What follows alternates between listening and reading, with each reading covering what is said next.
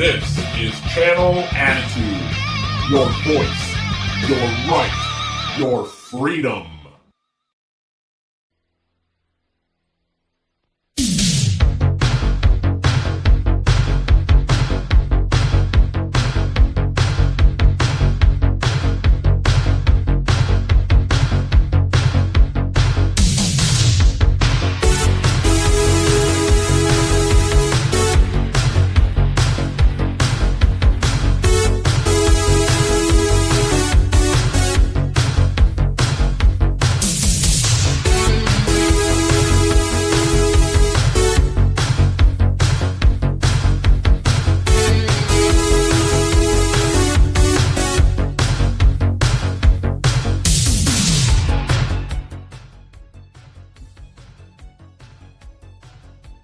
Hello everyone and welcome to the show where after the collision we sift through the wreckage. We are live on Hungry Media Group's YouTube channel and of course channelattitude.com. After the fact, Vet, welcome back to your show, man, and we've got a Forbidden Door edition of the Wreckage, so we've got a lot to cover, man, but god damn it, what a week it's been in wrestling with all sorts of news, to be honest. Yes, indeed. I mean, as I often say here, when it rains, it pours. Oof, it sure did. Can you imagine? And there's big droughts of wrestling. Some weekends will have nothing worth talking about, no events. Then some weekends have every event. It's just, I wish everybody would just shake hands and get it together and pace these things out a little bit. Oh, man, it's too much, bro. It's too much. Imagine we had to cover the Ring of Honor pay-per-view too. I haven't watched that, so I don't know if you did, but I haven't. But nope. But apparently it was for free because of debacles again with AEW. But we won't even get into that, so let's not bother with that anyway. But Vet, we might as well get right into the news, and I just want to thank everybody also to joining us in a packed chat already. You guys are always great as per usual. But man. I mean, look, I know you've spoken about it on the next level. You even spoke about it on the Impact Attack with Brandon, of course. But I do want to ask you at this point one more time because, you know, it's a bit messy at this point.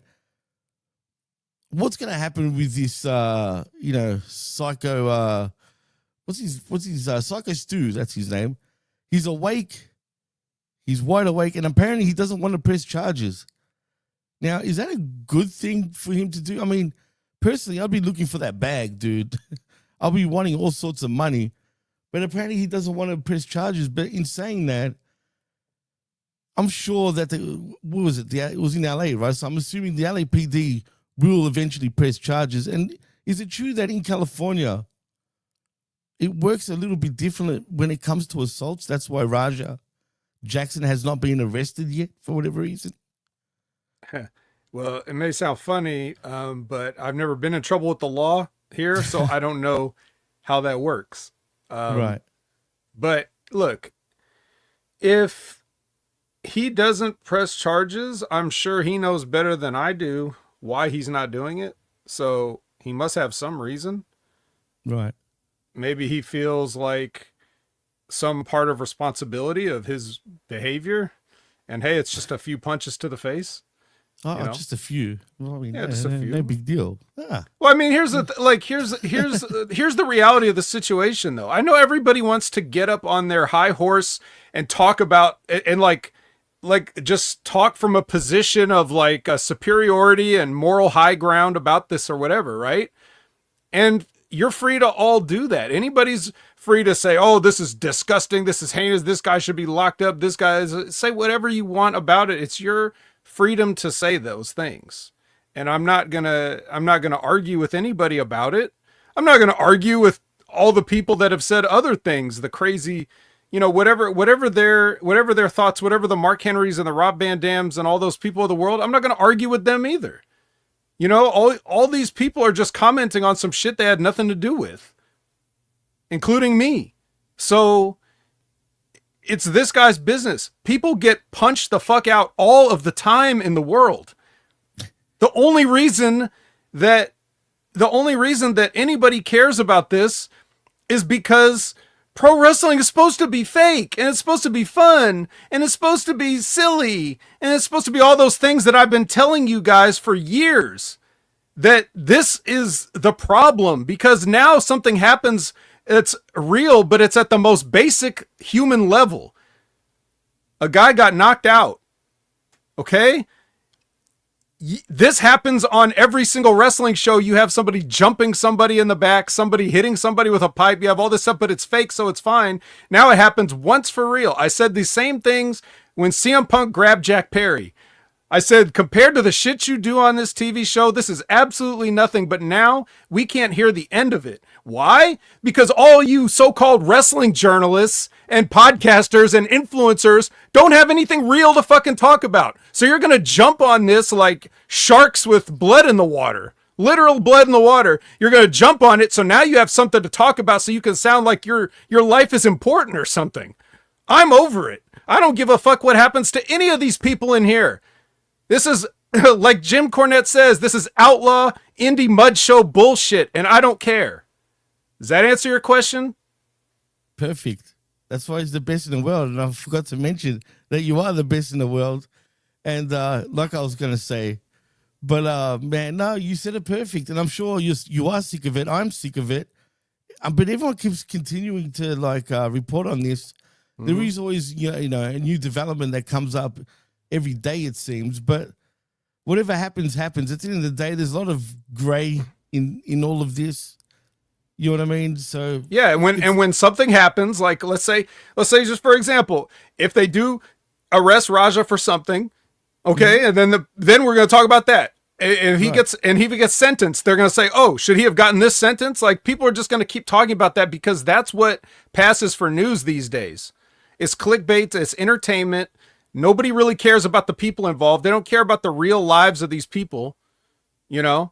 So this is just how things are. Whether it's something silly like what somebody said on you know, the Undertaker's 6 Feet Under with Michelle McCool, or whether it's the LA Times reporting this. It doesn't matter. Like all you people are after the same thing. So it's true, man. And as far like I said, I've already said whatever I'm going to say about it. I don't even care about my own opinion on this anymore. Yeah, neither do I as far as I go, because I've already spoken about it at least 3 times last week.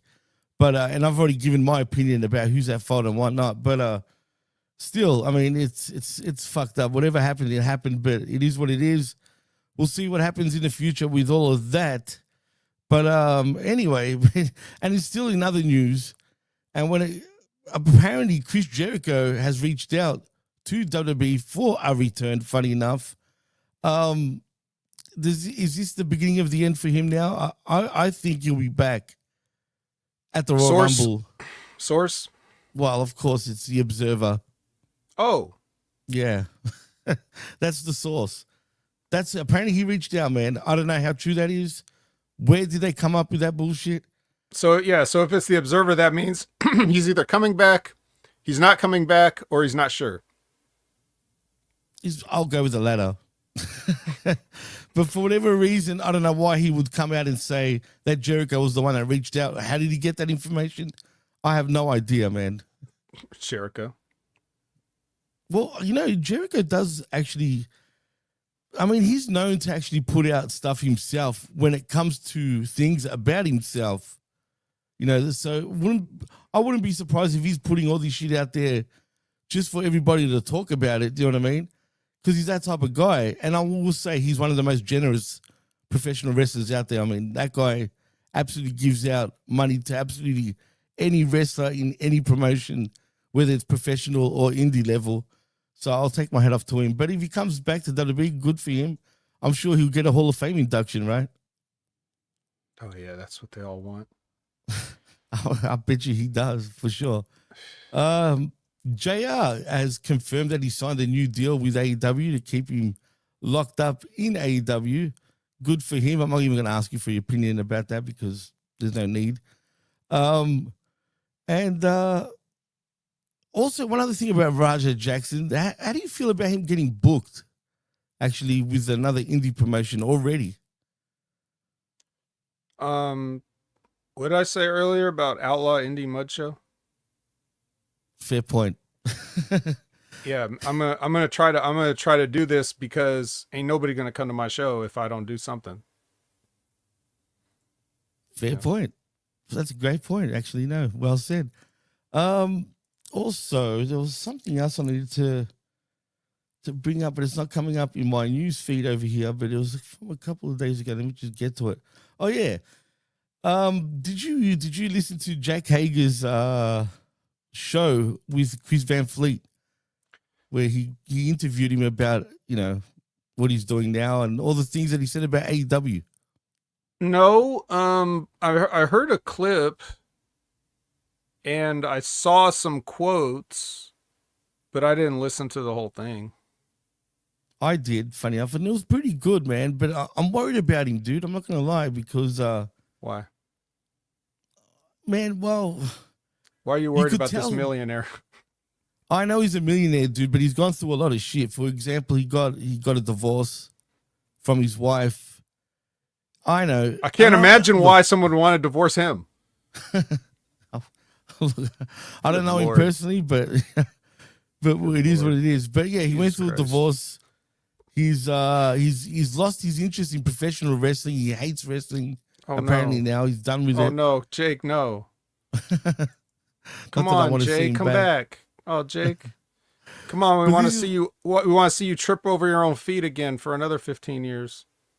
Well, he was also on another podcast, funny enough. So, oh no, on the Chris Van Fleet show, he did mention about how Toni had a little hissy fit, and while the boys were having a meeting, and which I find kind of funny because no one's denying it, which is even funnier. And I'm sure you heard that part, right? Yeah. Yeah, I did. And the way he said it was so mumble mouth and like post-concussion syndrome-esque that I have no idea what he's talking about. And so that's why you have to take everything that Jake Hager says with an entire shaker of salt, because he's so God. I don't want to make this a Jake Hager podcast. Let's just say everything worked out the way it should, and this guy has gotten so many free rides in his career. Like, they should have left him in the amateur ranks where they found him, but because he's from Oklahoma and Briscoe and JR and blah blah blah blah blah, then he gets all these chances, all these like opportunities and everything. Couldn't do shit with any one of them, which, as in wrestling, we all know that's not always the talent's fault. But it's like even the part where he's talking about getting the 18-month contract. He's like acting like he's insulted that he got an 18-month offer, and then he takes the offer. So, end of story. What are we talking about here? You got paid to do what? What did he get paid to do, bro?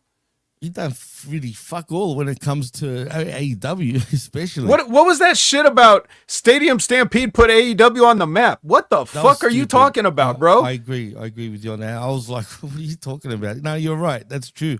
But what he did mention, and I guess he got busted with this lie, was about FTR being there and somehow being involved. Whereas FTR, and I'm talking about Cash Wheeler particularly, came out and said, we were there. I don't know what you're talking about. You're lying. And came out with receipts where he showed the conversation between him and Jake Hager. Now, I don't know if that's a good thing that he did that, but he did anyway.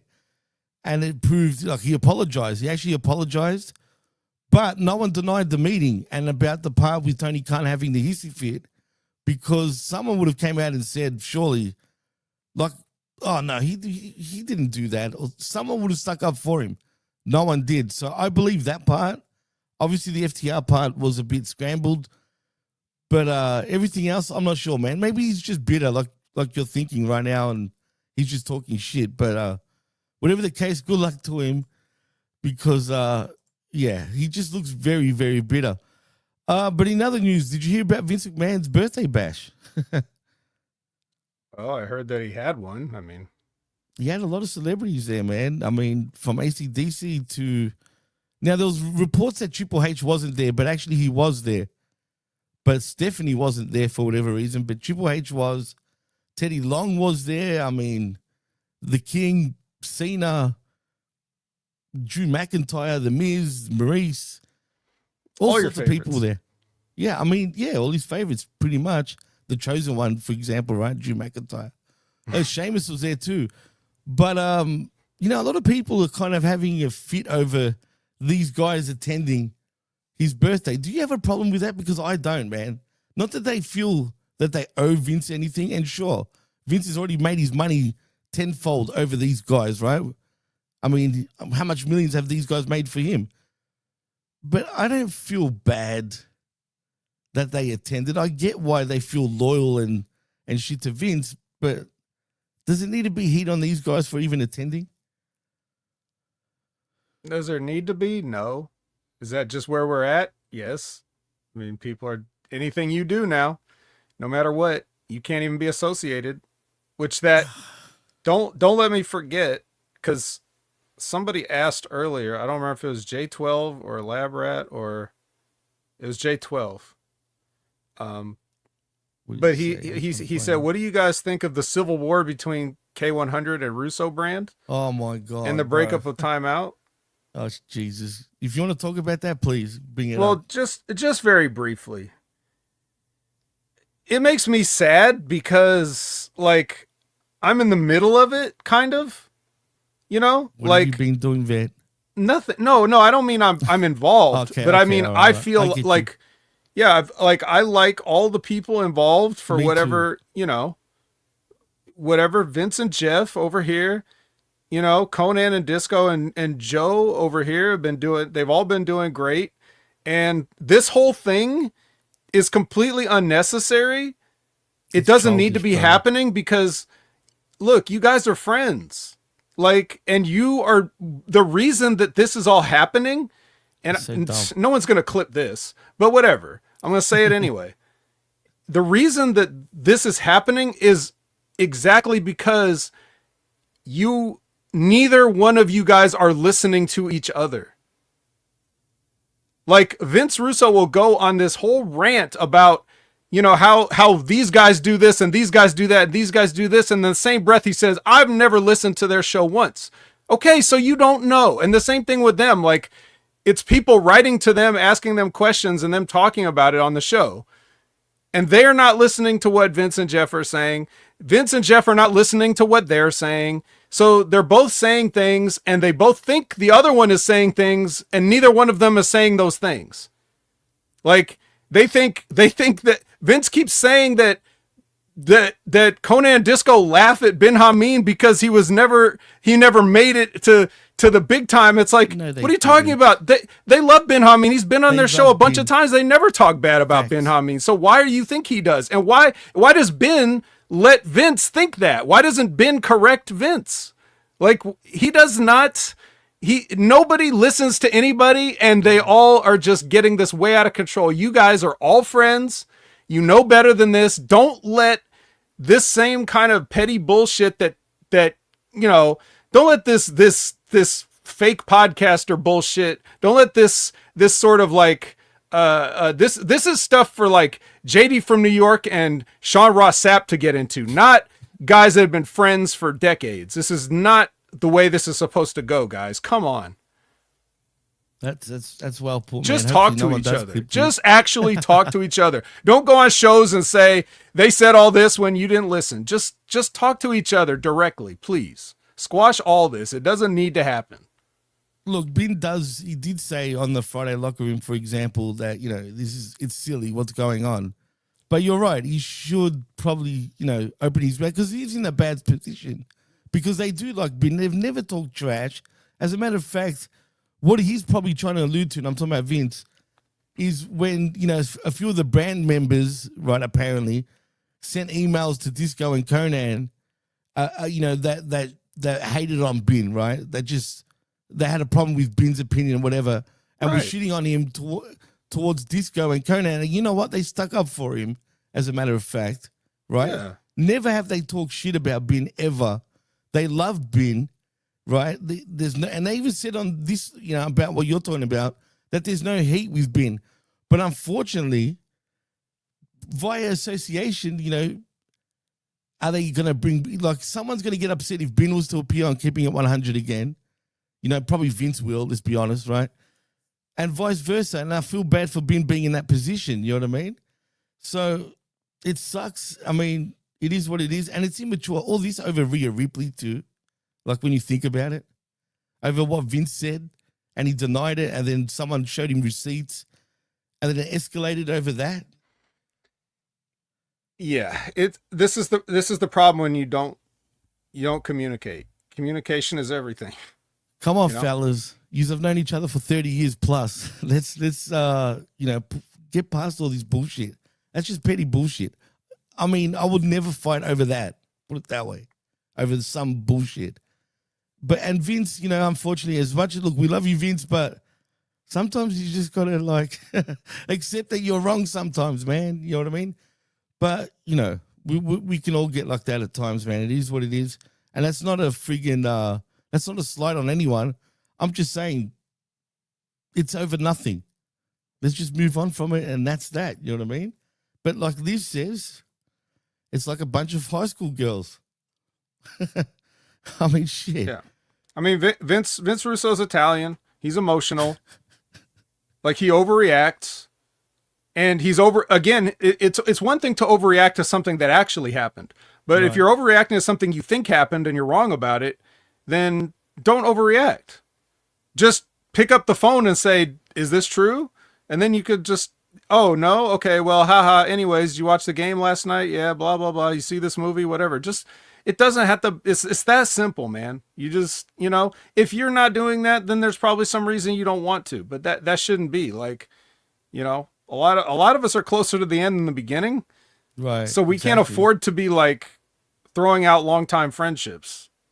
I agree, man. 100%. It's bad enough when you lose a friendship over something that really happens. Like if people really have a falling out, like a real personal issue between them that causes them to not be friends. And a lot of times, sometimes it's too late and you don't get to make up. And sometimes people, no matter what has happened in the past, they're still able to push past that and reform the friendship and make everything okay. And that's when real stuff happens. This ain't real. So don't let this be a thing.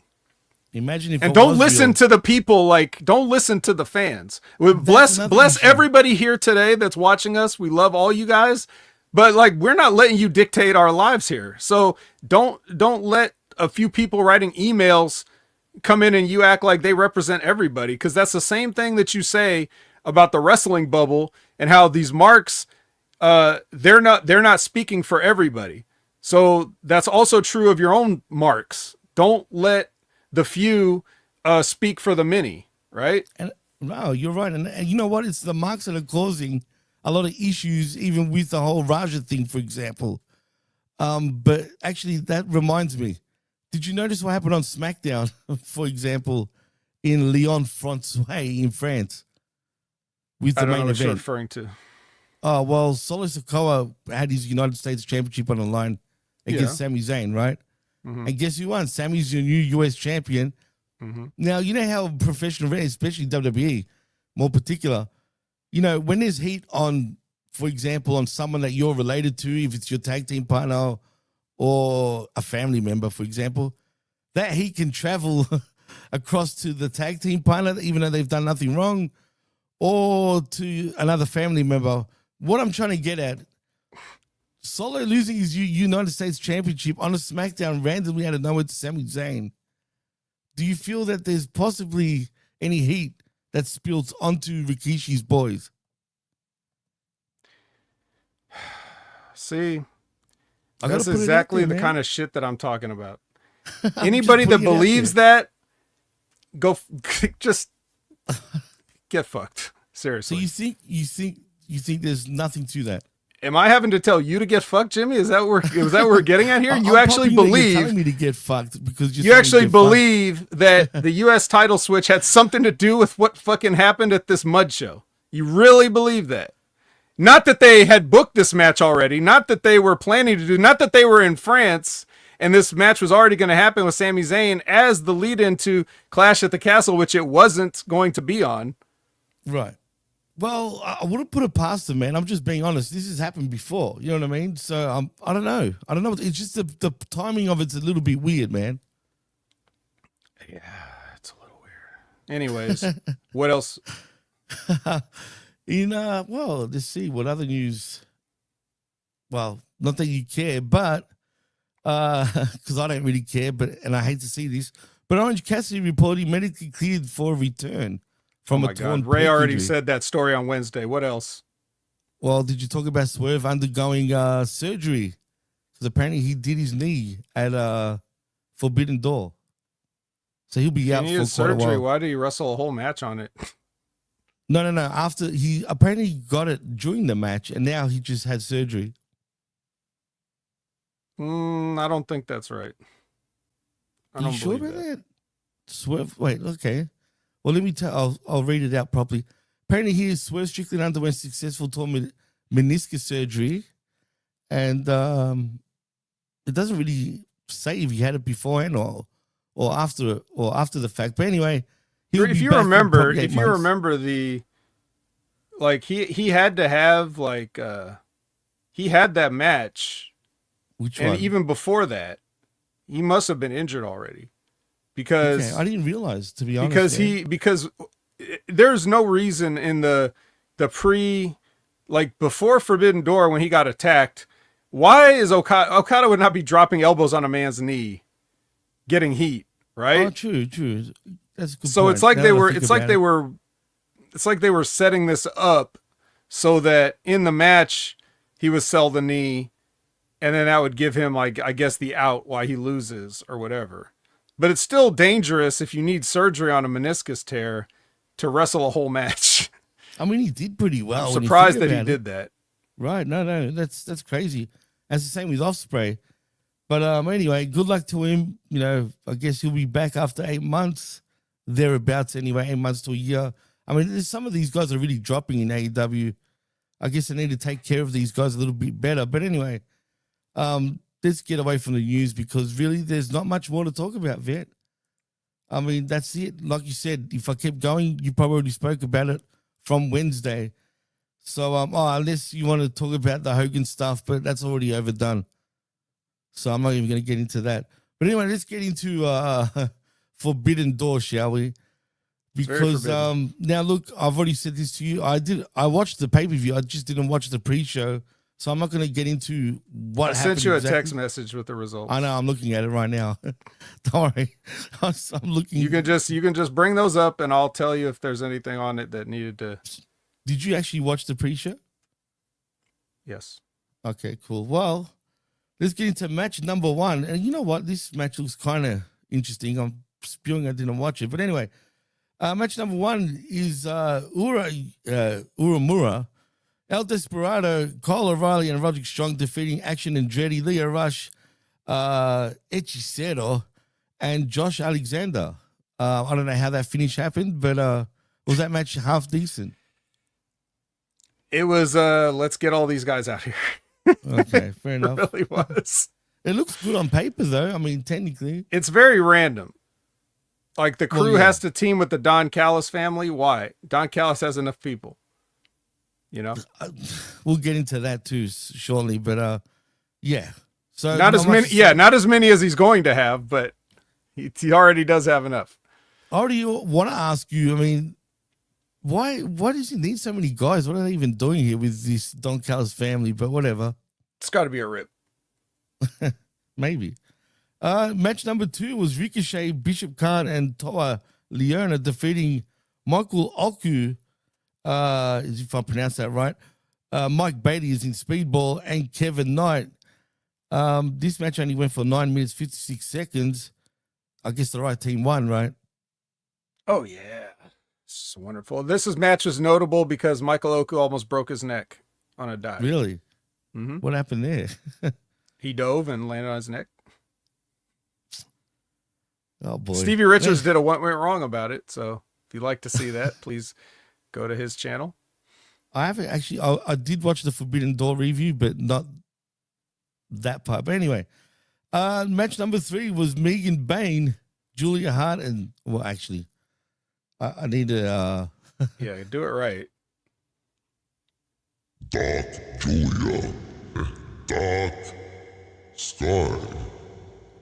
And Thekla, of course, defeating Harley Cameron, Chris Statlander, and Queen Aminata, and of course Willow Nightingale in 11 minutes and 15 seconds.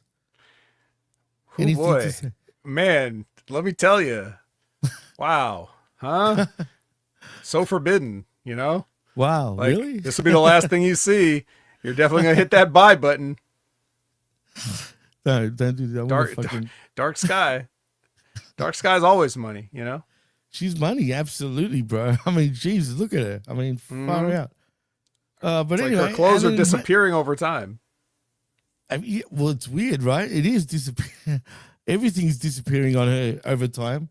But match number 4 is Samoa Joe, obviously the Ops, in Samoa Joe, Katsuyori Shibata, and Powerhouse Hobbs, defeating Clark Connor, Jula Maloney, and Robbie X, retaining their AEW World Trios Championship in 10 minutes. Oh, big surprise. Super heavyweights match versus a cruiserweights match, yeah? I was just going to say. Unbelievably, the super heavyweights won. Not that Shibata's a super heavyweight, but he's still much bigger than all of those other guys. That's crazy, dude. And it went for 10 minutes. This match should have gone for at least 2, but it is what it is. The first match was the longest, funny enough. But these my dogs for real. Ah, well, yeah. That was your pre-show for Forbidden Door. So it was all tag matches, basically. Yeah, 0 Hour and most of AEW shows are just about getting a bunch of people out to the ring so that any of their fans can say, hey, they were there when I went to see them. That's sad, dude. That's one too many tag matches. But anyway, it is what it is. Then we just get to the bottom of the main card because, that's funny. Don't worry. I'm not even going to mention it, but it is what it is. So just to let everybody know, I didn't take notes on Forbidden Door when I was watching it, as I usually do. So unfortunately, I handed the keys over to Jimmy for this one. Don't worry, I'll get it back for Dynamite and Collision, but just bear with us as we do this. And I technically didn't take notes, but at least I know what was going on over here on the main card. So anyway, and I didn't watch anything of the pre-show. I just can't do it when these events usually go forever, man, even though this wasn't too long. But let's get into match number 1. It is Adam Copeland, or should I say CNC, and Christian Cage, obviously, defeating Kip Sabian and Killswitch. This match, I didn't mind it. I mean, it was all right. I'm happy to see, Edge and Christian obviously sort of back together again. And just the fact that Christian's still being that prick. But I thought this was a decent match to start the show with. It feels like it's the most normal match that Edge has done since he's been back. Everything else has been like some shenanigans or some stupidness or some ridiculous, garbage match or something. Like, this is just like a normal match, and it should be a much bigger deal, the reuniting of Edge and Christian, but as it is, it's only kind of a big deal. Not really. And these aren't the opponents I don't think anybody wanted to see either. No, they don't. But I wonder where they go from here. I mean, we know. We know where they're going. Right, but you just said that out of instinct, didn't you? You just can't help it. You have to say, I wonder where we're going. It's just I know, but it's just a reflex at this point. But as I was saying that, right, in my head, I'm like, but I already know where they're going. But anyway, yeah, it's just out of instinct. You said it yourself, man. But still, I am intrigued for that. What we're looking forward to between them and FTR, obviously, and Stokely. But nevertheless, we end up getting the win, of course, for CNC. But what makes me laugh is you know what's funny? These two work freaking great together. That's what stood out to me, man. I felt like these two on that match, even with the finish, they were on sync, man. They were just I don't know. I haven't seen these two sort of work together like that in a long time. You know what I mean? From spears to unprettiers, submissions and whatever, man. These two were just on point, and it was good to see, man. And that's what mattered to me. It wasn't the best match, but still, it was a decent match for these two guys.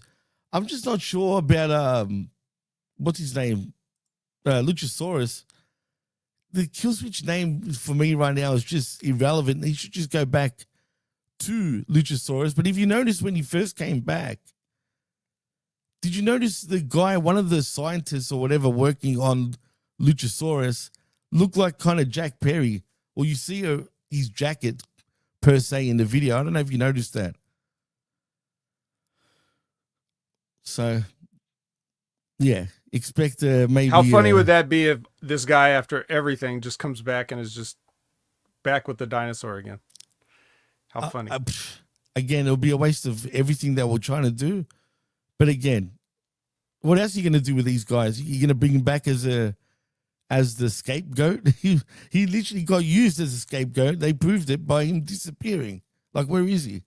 You know what I mean? We haven't heard nothing. I haven't even seen the sighting of him, dude. I've been fine with it. Yeah, me too. I'm not complaining. Put it that way. But I'm just putting it out there. Post-match, obviously, we had the shenanigans with Edge and Christian, with Edge hugging Christian, which looks funny. But Christian's like, he just wants a handshake. And that was that. And, yeah, decent little match. The next match, though, was my favorite match, actually, of the night, believe it or not. And I'm talking about Hiromu versus Kyle Fletcher. Now, thank God, Fletcher wasn't really that risky, per se. I feel like Takahashi was more risque compared to Fletcher. But this match was great, man. It started off kind of slow, but it picked up, and I felt these two had great chemistry. I mean, these guys have known each other for a long time because they were in New Japan together, so they probably worked quite a few times. So it's probably easier for Fletcher to work with him than maybe some of the other people he's been working with. Thankfully, he understands the history of neck issues, and Thank also God, maybe he's a little more self-aware about the ones that he's caused himself. So, you know, perhaps that played into it. But, you know, I didn't personally like the match as much as you did, but especially since, for one thing, you already knew it was going to happen. So that takes a big chunk out of it right off the top, because you know they ain't going to win. But, you know, it's other than that, you know, it was fine. Yeah, look, I don't know why I enjoyed it. But you're right. Yeah, of course, we all knew he was going to win the match. And in some ways, this pay-per-view was pretty predictable. But nevertheless, Fletcher does defeat Hiromu Takahashi to retain his TNT title. But still, pretty decent matchup if you like these two. And we move on to the next match. Now, this is a bit of a lull period for me. It is the TBS Championship. Mercedes Moné, your champion. She's defeated Alex Windsor. God, I can't even Persephone. Wow, the Greek can't say it. No, because I say it in the Greek way, like Persephone is how I would say it, right? But it's how do you say it in English, man, properly? Because me reading it just looks funny to me. Well, I mean, Persephone. No, we say Persephone. I don't know. Oh yeah, Persephone. That's it. No, you're right. See, I'm it's used the same to the sort of pronunciation. You just put different. You put different stress on the syllables, I guess. Than I know, man. I don't know why it's a bit of a struggle for me to say it. I'm just used to saying it in Greek, man. Anyway, it's weird. But you're right. It is essentially the same thing. It's just hard for me to say it normal for whatever reason. Anyway, and Bozilla, my God, dude. Bozilla. Who the hell is this, man? That's the first time I've seen her, but she's a monster, bro.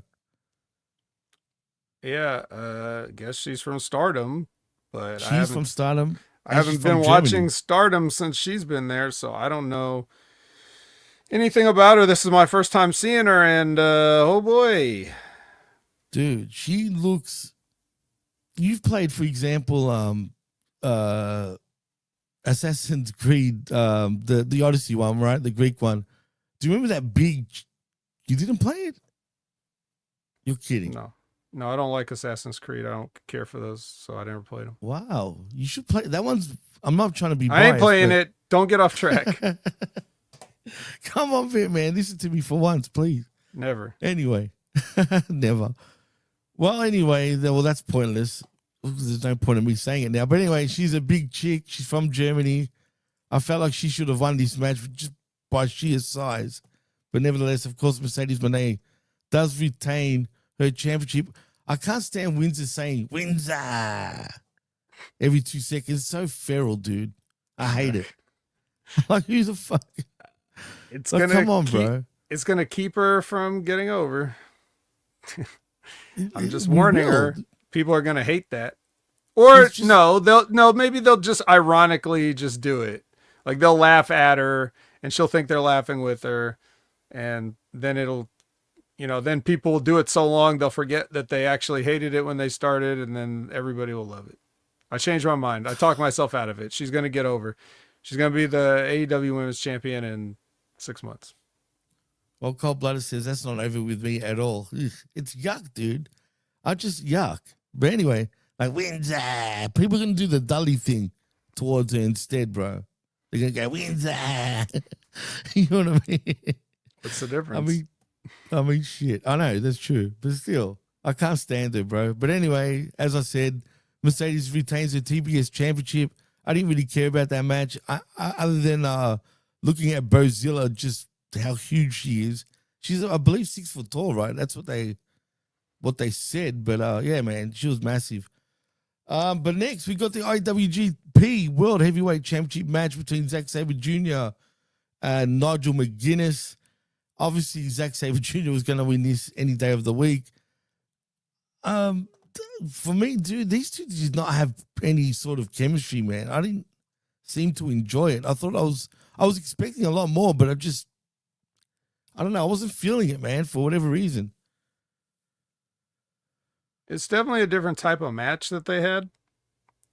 I don't know if it's a case of no chemistry, but, once again, you have to remember that Nigel is out of action for so long, and he's only dusted off every once in a while now. So it's not like he gets a lot of repetitions anymore, but this is the kind of match where they don't have to do too much physically, not a lot of bumping.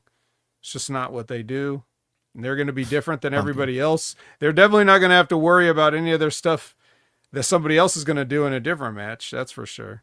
So. Oh, no, of course. I mean, considering Zack Sabre Jr. is just he's an enigma in many ways. He's just so different to everybody else with his style.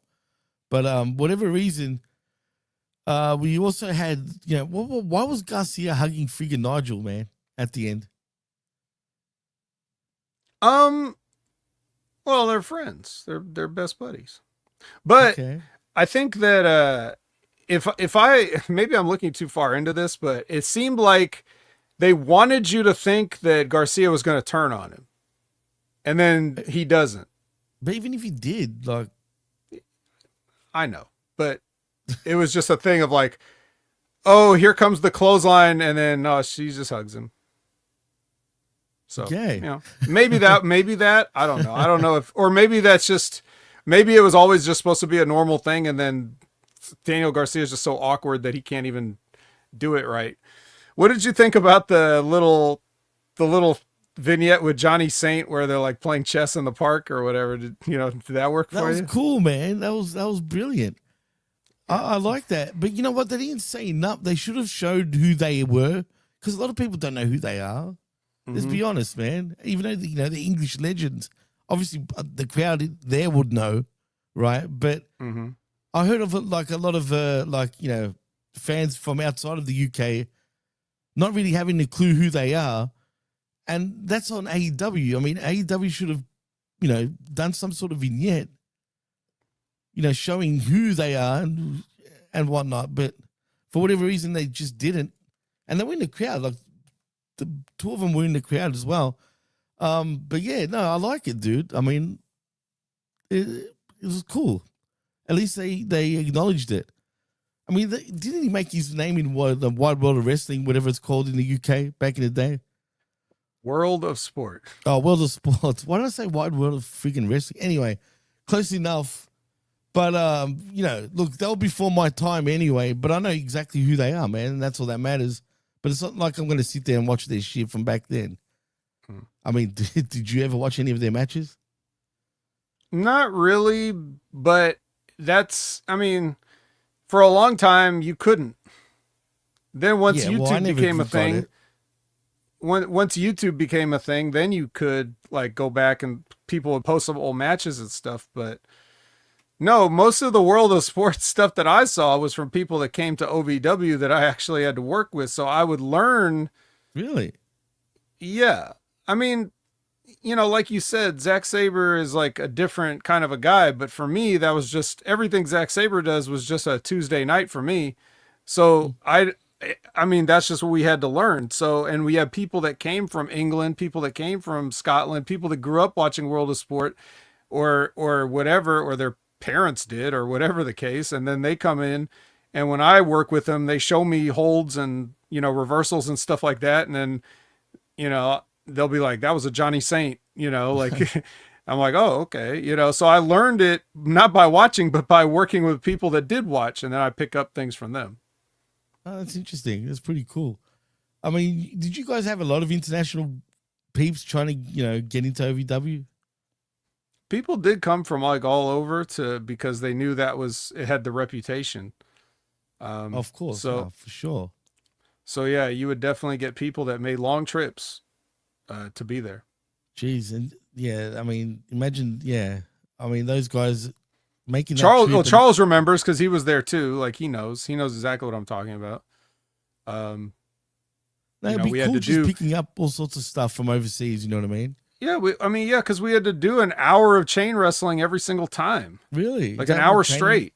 Yeah. Wow. So like you would work with anywhere from 20 to 30 different people during that hour, you know, and we're all having to do the same kind of stuff. So we like, you know, we're trying to not be boring. We're trying to expand like what we know, and we're trying to like show off or pass on, or, you know, like whatever. I would show people stuff that I picked up and they would show me stuff, and that's the whole thing. That was the whole point of it. It was also for conditioning, you know, because after an hour of nonstop grappling or whatever, you're soaked with sweat, you're breathing hard. Imagine.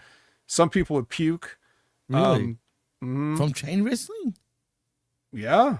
Because you don't really get a break. Like there was no water breaks. There was no rest breaks. It would be like you work with somebody for however long, and then he blows the whistle and you switch partners. You just rotate around the room until everybody's rotated or whatever. You don't get a break. So, yeah. So if you went off, just say, for example, you were just desperate for water for whatever reason, right? Would Rip just lose his shit? I never saw it happen because no one ever dared to even.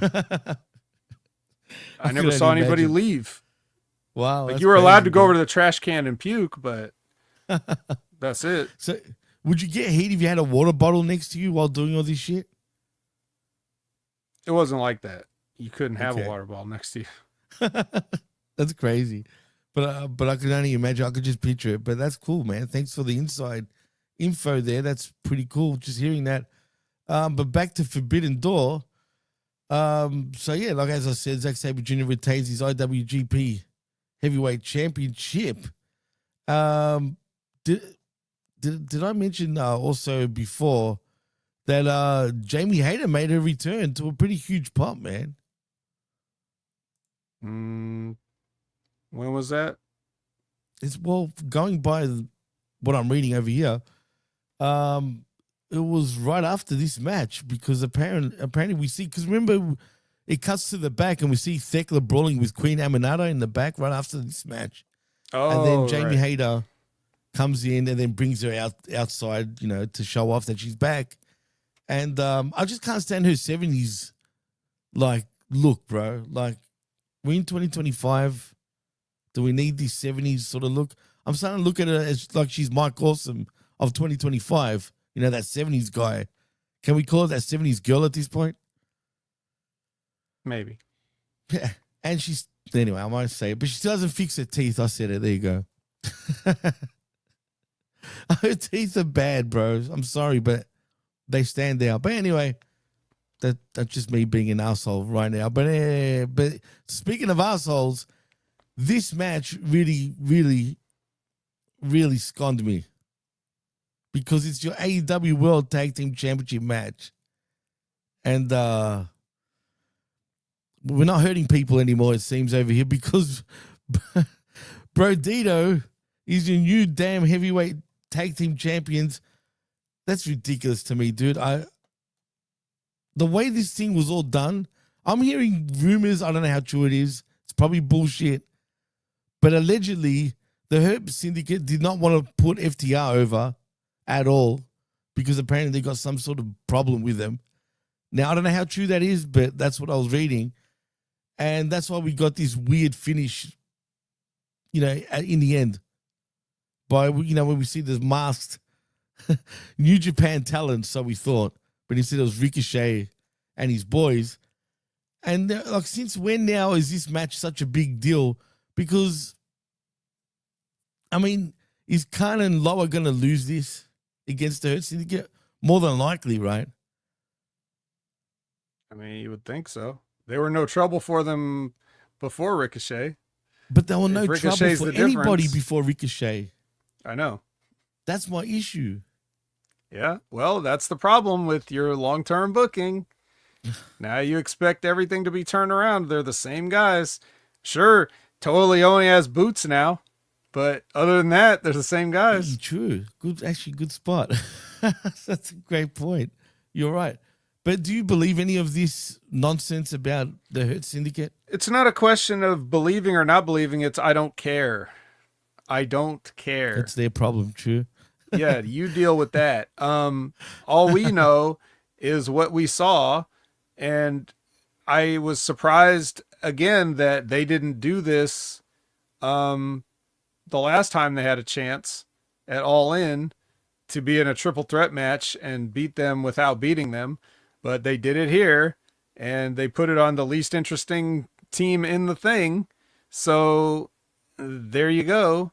And not only that, but it's definitely worth mentioning that the finish of this was completely fucked up because first they went for the monkey flip into 450 splash that they like to do. Botched. Talking about Brodito. Right. Yeah. Bandito got no air, could not flip, and just essentially just crawled on top of whichever Cashin or Axon or whatever that was. Oh, it was Axon. So he crawled on top of Axon. Then the referee counts to 2, and I guess Bandito thought it was 3 because he jumped off at 2, and then must have realized, oh shit, he didn't count to 3 yet. Then he had to go back on him. But after he jumped off of him, Cashin was from the outside, and he was supposed to do the spot where he dives and it's too late. So he goes in and dives and just sits there. And now Bandito is he's not on him. So Bandito goes to cover him again. And Cashin would have had enough time to go break it up if he wanted to. But instead he just lays there because he fucked up, because everybody fucked up. And this whole thing looked like absolute shit. And I was just laughing because once again, best tag team in the world, right? I love it. I love how awesome they are at everything they do. This wasn't all their fault this time. I don't know what Bandito was thinking. That's why I say the only thing he could have thought was that he thought the 2 count was the 3 count. He must have thought the referee was already finished counting because there was no reason for him to get off the cover. Right. It's true. But is it a coincidence that it involved FTR again when fuck-ups happen? Say what now? Is it a coincidence that it involved FTR in this fuck-up once again? Well, I just happen to see a lot of fuck-ups when FTR is in the ring for whatever reason. That's what I'm saying. Even though I know it wasn't just their fault, but they still, for them to claim that they're the best tag team, they sure fuck up a lot, dude. I don't mind. Look, I don't care what they claim because you're supposed to say that. Whether you believe it or whether you're in character, you're supposed to say you're the best tag team. I'm just talking about everybody else that thinks they're good. That's all I'm talking about. They can say whatever they want. It doesn't matter. I'm talking about everybody that, tries to praise them. And I'm talking about professionals, not necessarily just fans, You know who I'm talking about. You know exactly who the fuck I'm talking about. No, absolutely. Fat guy's out. Labrat says, always FTR's fault. Fat guy's out. Mm-hmm. Come on, they're not that fat. Let's be real. They're solid boys, but yeah. They're yeah. Anyway, you know what else is funny? When Bandito done the flip, whatever, he didn't even hit it. Like, he was nowhere near, like, was it Wheeler? Like, that was on the floor? He was nowhere near him and then dives onto him, as you were saying, for the pin. But anyway, it is what it is. Yeah, and then the Hurt Syndicate, they just got jobbed, like you said, because these guys in the hoodies show up and it ends up being GOA, and then they fight to the back, and then that's it. We're done with them. It was bad. It was bad all the way around. That's why maybe there is something to, the rumors and the finish. Actually, can I ask, in your opinion, did Lashley look a bit off in this match to you? I don't know, maybe. It's hard to remember. He wasn't moving well. It's hard to remember now, but I don't. Ultimately, it wouldn't matter because this was always going to be how it ended up. Well, I'm only asking because I was listening to other podcasts, and this particular podcast claims that Lashley was kind of hurt, like he's got some sort of back issue, and he looked a little stiff in the ring. I didn't really notice that initially, but if that's the case, whatever, man. It doesn't. I haven't heard anything about any sort of injury, but it is what it is. But Shelton looked like a beast in this match, just quietly. He looks like he's getting bigger and bigger every week. He just looks so good, man, for his age. Absolute machine. Well, he looks good for anybody's age. Absolutely, dude. But this was part of my, seeing this was like, I mean, I'll reflect back on this match once we talk about some later stuff. Okay. Well, anyway, this really doesn't sit well with me, but we've got the AEW Unified Championship matchup next between Kazuchika Okada, your champion, and Swerve Strickland. And now this match was good. I felt like they were both, well, more particular, I felt like Swerve was stiffing Okada a lot, man. I mean, did you see he had a lot of marks on his back, his front. It looked like Swerve really made Okada sort of work in this match in terms of, like, he had to earn to get the win. The crowd made me laugh with the chants of, Okada's a bitch chant, if you remember those chants. And then him doing his, Rainmaker bird spot, which popped me still. But the crowd was hot. The match was pretty decent. I mean, again, this is probably in my top 2 of overall, like, out of all the matches. And Okada earned his win in the end and actually did defeat Swerve Strickland. But what really was annoying is you came back after this match, and what do you know? We got Wardlow back, and he joins the Don Callis family. Yes. Also, he's fat. He's fat, dude. Thank you. I was saying that too. I was saying to D, I go, man, he's fat. Man, did you see his stomach, bro? He's fat, dude. He put on a lot of weight, man. Now, I'm sure he's been doing weights as well, but I'm glad you said it. But he didn't look like the Wardlow of old in terms of him being, like in great shape. He definitely has put on a lot of kgs. But man, yeah, I mean, I don't like, he's going to go nowhere. We didn't even see Wardlow after the fact either, by the way, if you know what I mean. So what was the point of all this bullshit? Right. Yeah, great follow-up on everything. As far as the match goes, yeah, it was good. Yeah, it was a little awkward at the beginning because it seemed like whenever Swerve was doing his stuff, I don't think he was communicating very well. Like, Okada went along with it, but he was like, he's so good at selling and being in the right place at the right time. So if you see Okada slightly out of position sometimes, like, even though it's almost it's imperceptible to the average person, but when somebody else is out of position, it's usually very obvious. Like, oh, this guy messed up the spot or whatever it is.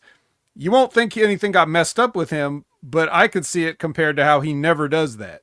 He's always in the right place and in the right time. So if he's even a step to the left or right where he's supposed to be, it's noticeable to me. And that lets me know that when Swerve is calling stuff to him, he's probably not calling it as well as he could be for whatever reason. I'm not saying Swerve's trying to fuck the matchup or anything. No. Just whatever. It just wasn't working out. They've never faced each other before, as far as I remember, right? Ever? Not really. Maybe one of the Continental Classics they did, but it's regardless.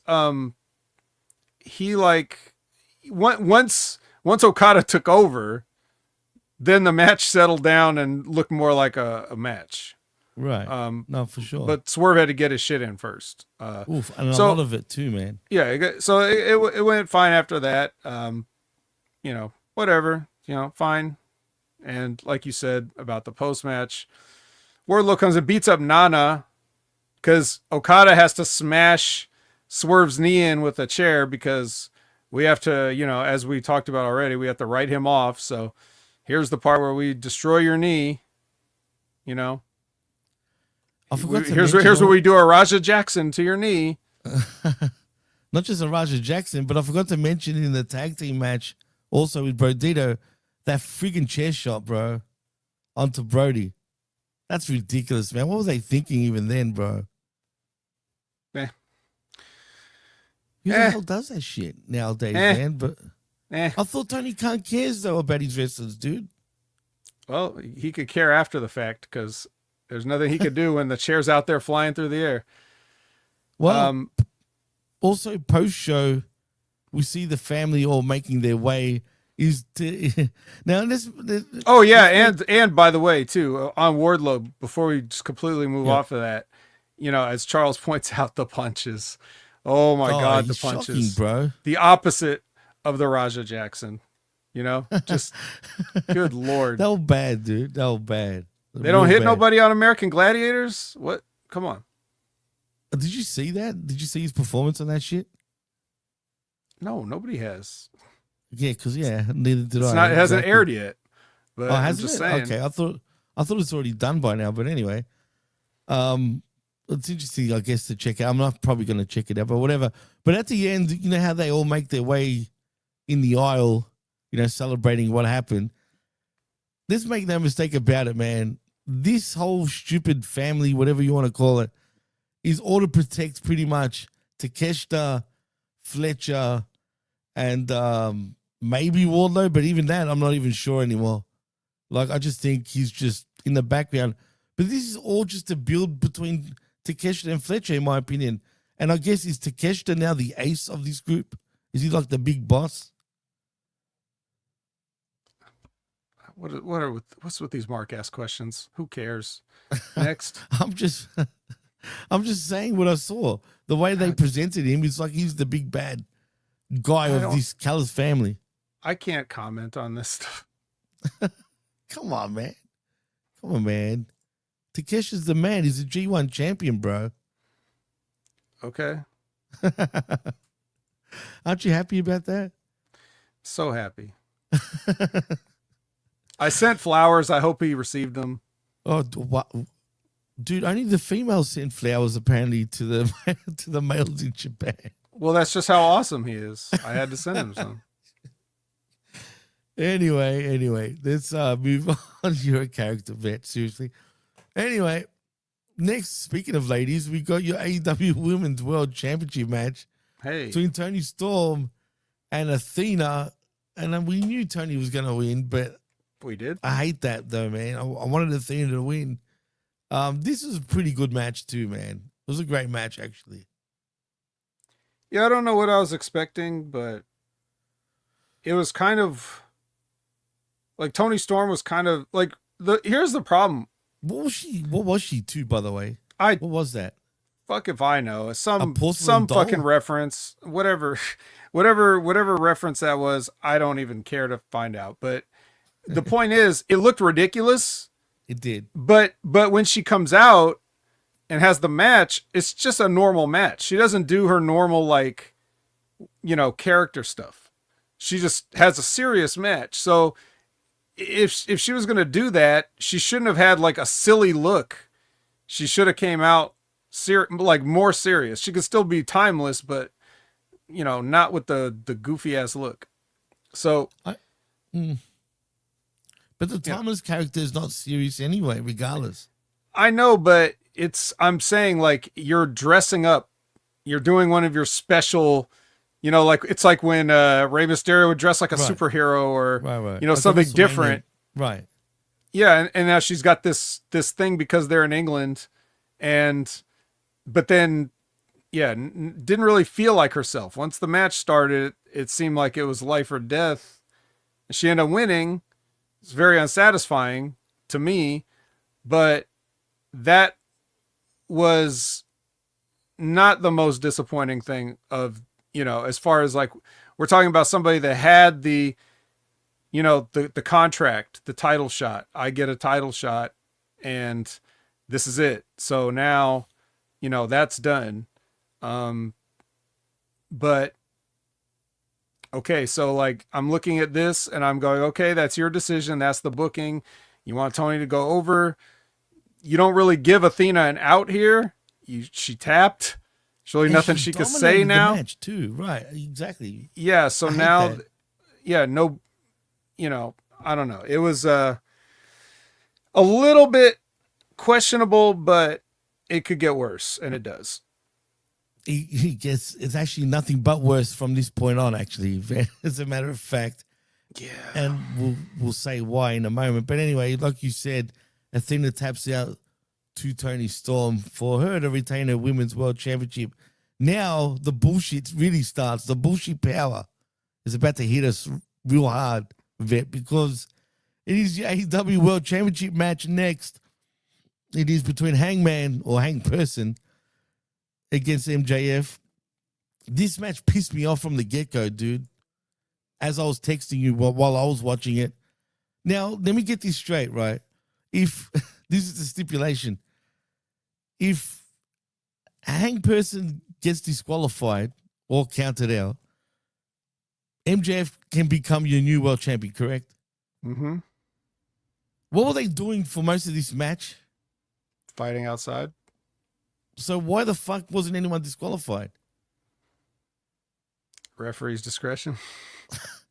Well, they lost me from that point, man. Straight away, the second they were outside, and a lot of this match was on the outside, and a lot of shenanigans was going on between rings and whatever the fuck, right?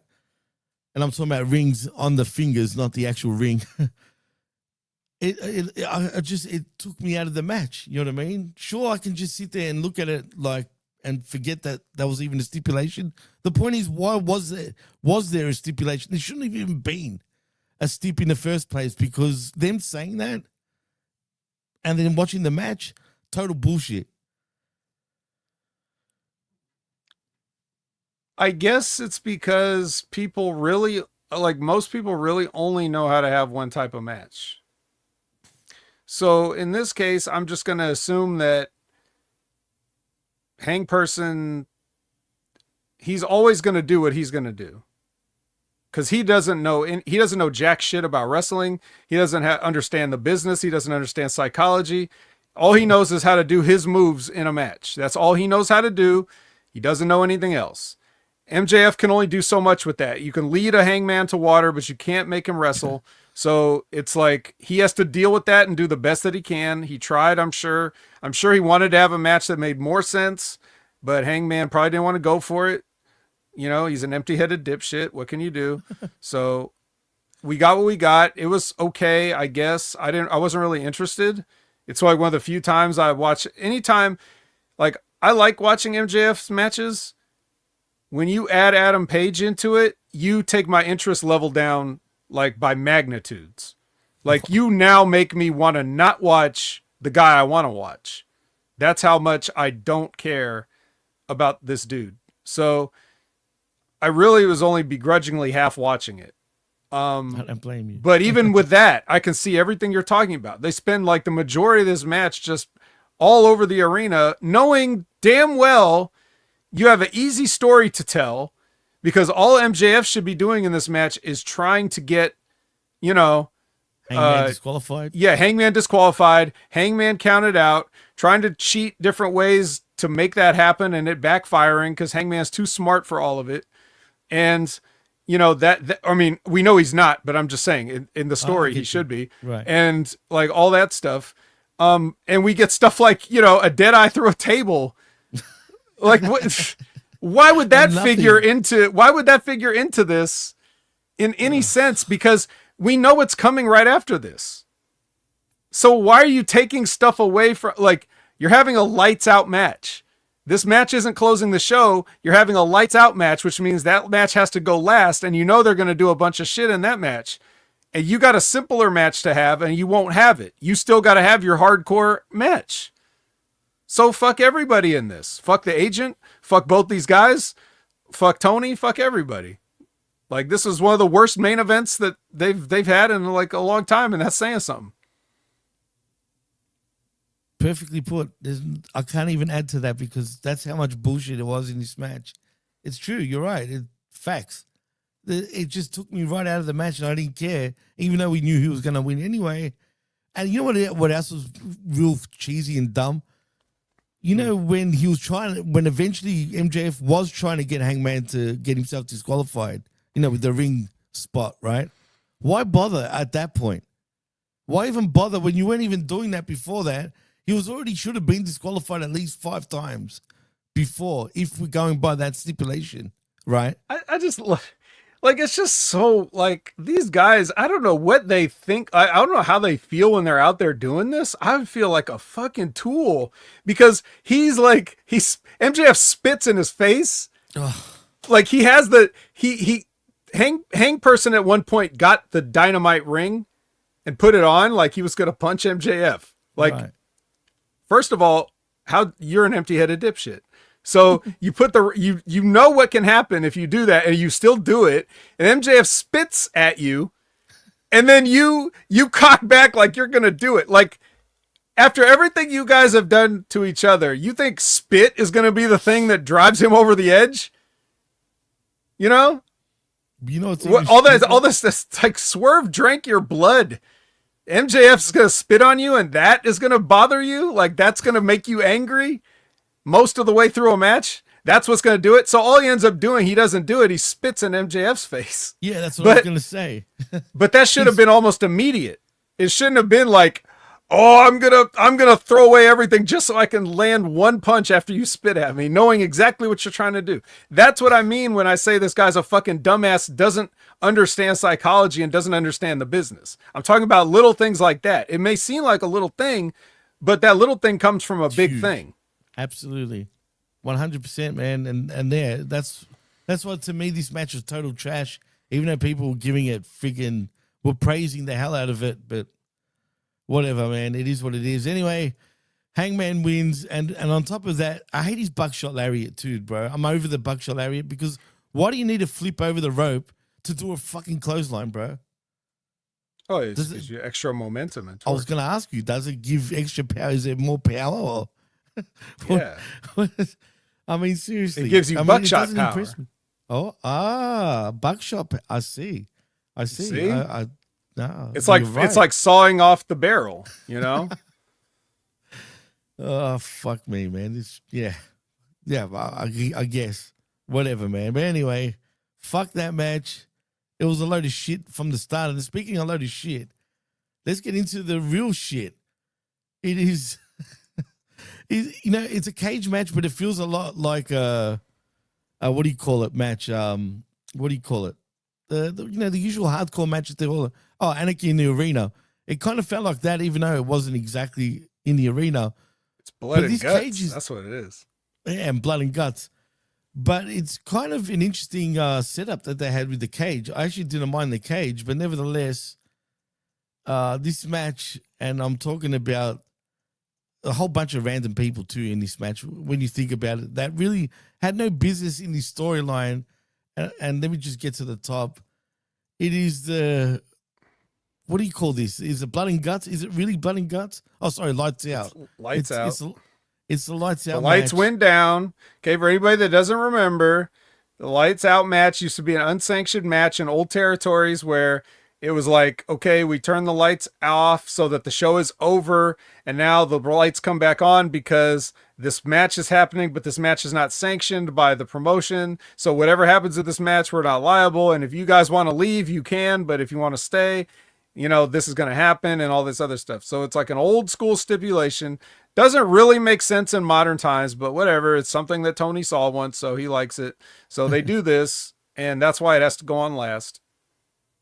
Dude, the only thing that popped me, and for people that don't know, when the Bucks came out to the to Hanson, they actually used to use that back in the day in PWG here and Imagine there. using that. But it made me laugh because it's so dumb and funny at the same time. But it suits them at the same time. It's kind of weird. But I hate that song, though, just quietly. That kind of popped me anyway because it's just retarded. But what was even more stupid, and I get the spot, but I just don't like it, the gummy bears, bro. That really annoyed the hell out of me. I get why it was done.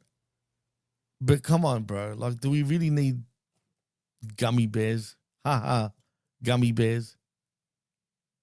It's just, if you think, same thing as the Mbop, if you think that people fucking with the Young Bucks now that they're not EVPs is funny, then this is just more of that. Cool. What was it going to be? Legos? Did they get their Legos replaced with gummy bears? Did they get tacks? Before. Was it going to be thumbtacks? What was it going to be? But it doesn't matter. Like, of all the things to complain about, I can't. No, there's heaps to complain about. Don't worry about that. Where do I start? I mean, seriously, there's a whole bunch of shit to complain about. I just don't even know where to start with this match. There's so much. Tanahashi was sleeping pretty much for most of this match at first. Did you notice that? Where was he hiding? Like, that's what I want to know. The match starts and he just wasn't around for like a good 10 minutes, it felt like. And then he came out of nowhere. But what annoyed me the most, he shouldn't have been in this match. It was sad just watching him move around. That high flow at the end, which was a good thing that they did that. I actually liked the fact that they allowed Tanahashi to finish the match because, it's his sort of retirement run per se. But, man, it was just sad, dude. Like, you know what I mean? That high flow was bad, dude. You know what I mean? Yeah. Okay. And I could get more deeper into it, but we've got a lot of shit to talk about still.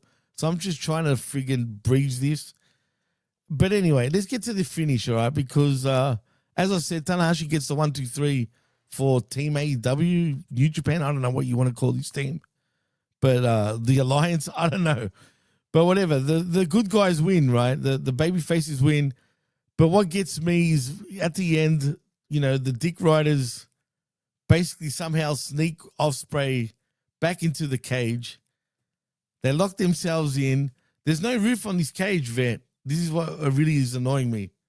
I saw Marina Shafir jump into the cage, mind you, too.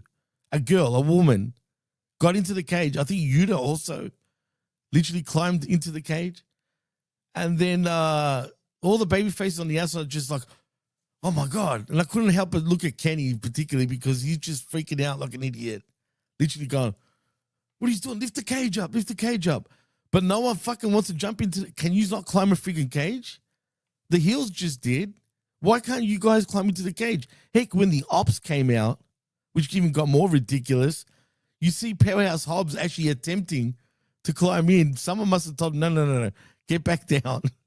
Right? Because he does. He climbs back down. He was halfway up.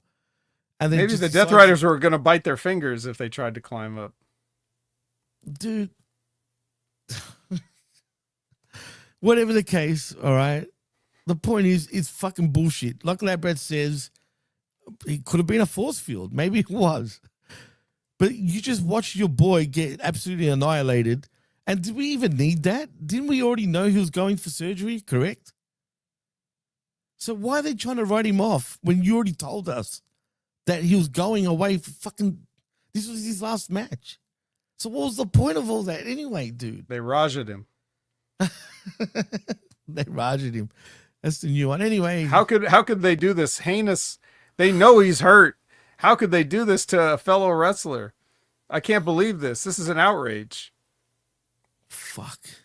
The, So, LA, yeah. the LAPD should investigate this, even though this is in England. The LAPD. And you got a straight face saying that you're a character again. Yeah, I mean, shit, they should have. What Yeah. they should have done is actually investigate the baby faces for being chicken shit. It just made Yeah. everyone look bad, dude. Yeah, well, everybody already looked bad because this match was horrible. Everything was horrible. Everything they did was horrible. Nothing was good. This is just one of those things. It's an excuse for people to jump off stuff and, just lay around and bleed and whatever else. It doesn't matter. It's a joke. And like you said, you already told us. You could have not told us, Right. like with the Will Ospreay thing. You could have just had him not say that and then done this. Right. It doesn't actually get anybody any heat because they're not going to act like they care, They don't. so care. it's pointless. But one more thing I want to say about that match. And then before we move on. as this show is ending, I'm thinking in my mind, I was like, this sucks so bad. There's no way that actually, no, it was there. I was like, there's no way they're not going to end with something like, after this happens and then MJF is going to drag Hangman back out, then execute the contract and then get the belt off him or something like that. I thought they would end with something like that. I kept waiting for something to happen. Like something's got to happen interesting on this show. It can't just be the same old bullshit. They've got to do something. And they did nothing. They did none of that. I actually thought they were going to do it after the, during the, when Hangman takes a weird amount of time to go to the back after he won. And then he's like, the camera keeps showing him like with his back to the entrance or whatever. And I was just assuming that like Lashley and Shelton were going to come out and like lay him out. And it was going to be the thing all along. And then MJF's going to get the belt there and like all this stuff. I kept thinking something like that, something interesting. Please, just one interesting thing on this show to not make this like a total waste of everybody's time. And nothing. You just end with an angle on a guy that we already knew was hurt, but we all know wrestling's phony because we get reminded all the time. So now it just looks silly that you're doubling down on he's already going to get surgery and now he's going to get he's going to get double surgery. Like, Yeah. whatever, Double surgery. He needs a whole new neck now. yeah. Like a neck transplant or something. But no, but for real though, you know what else was bad? Did you see the ladder spot where Ospreay actually was bleeding, it didn't even hit him anyway. The point is the ladder nowhere near, like the Bucks ran towards him with the ladder, right? You know how they're just knocking everyone with the ladder.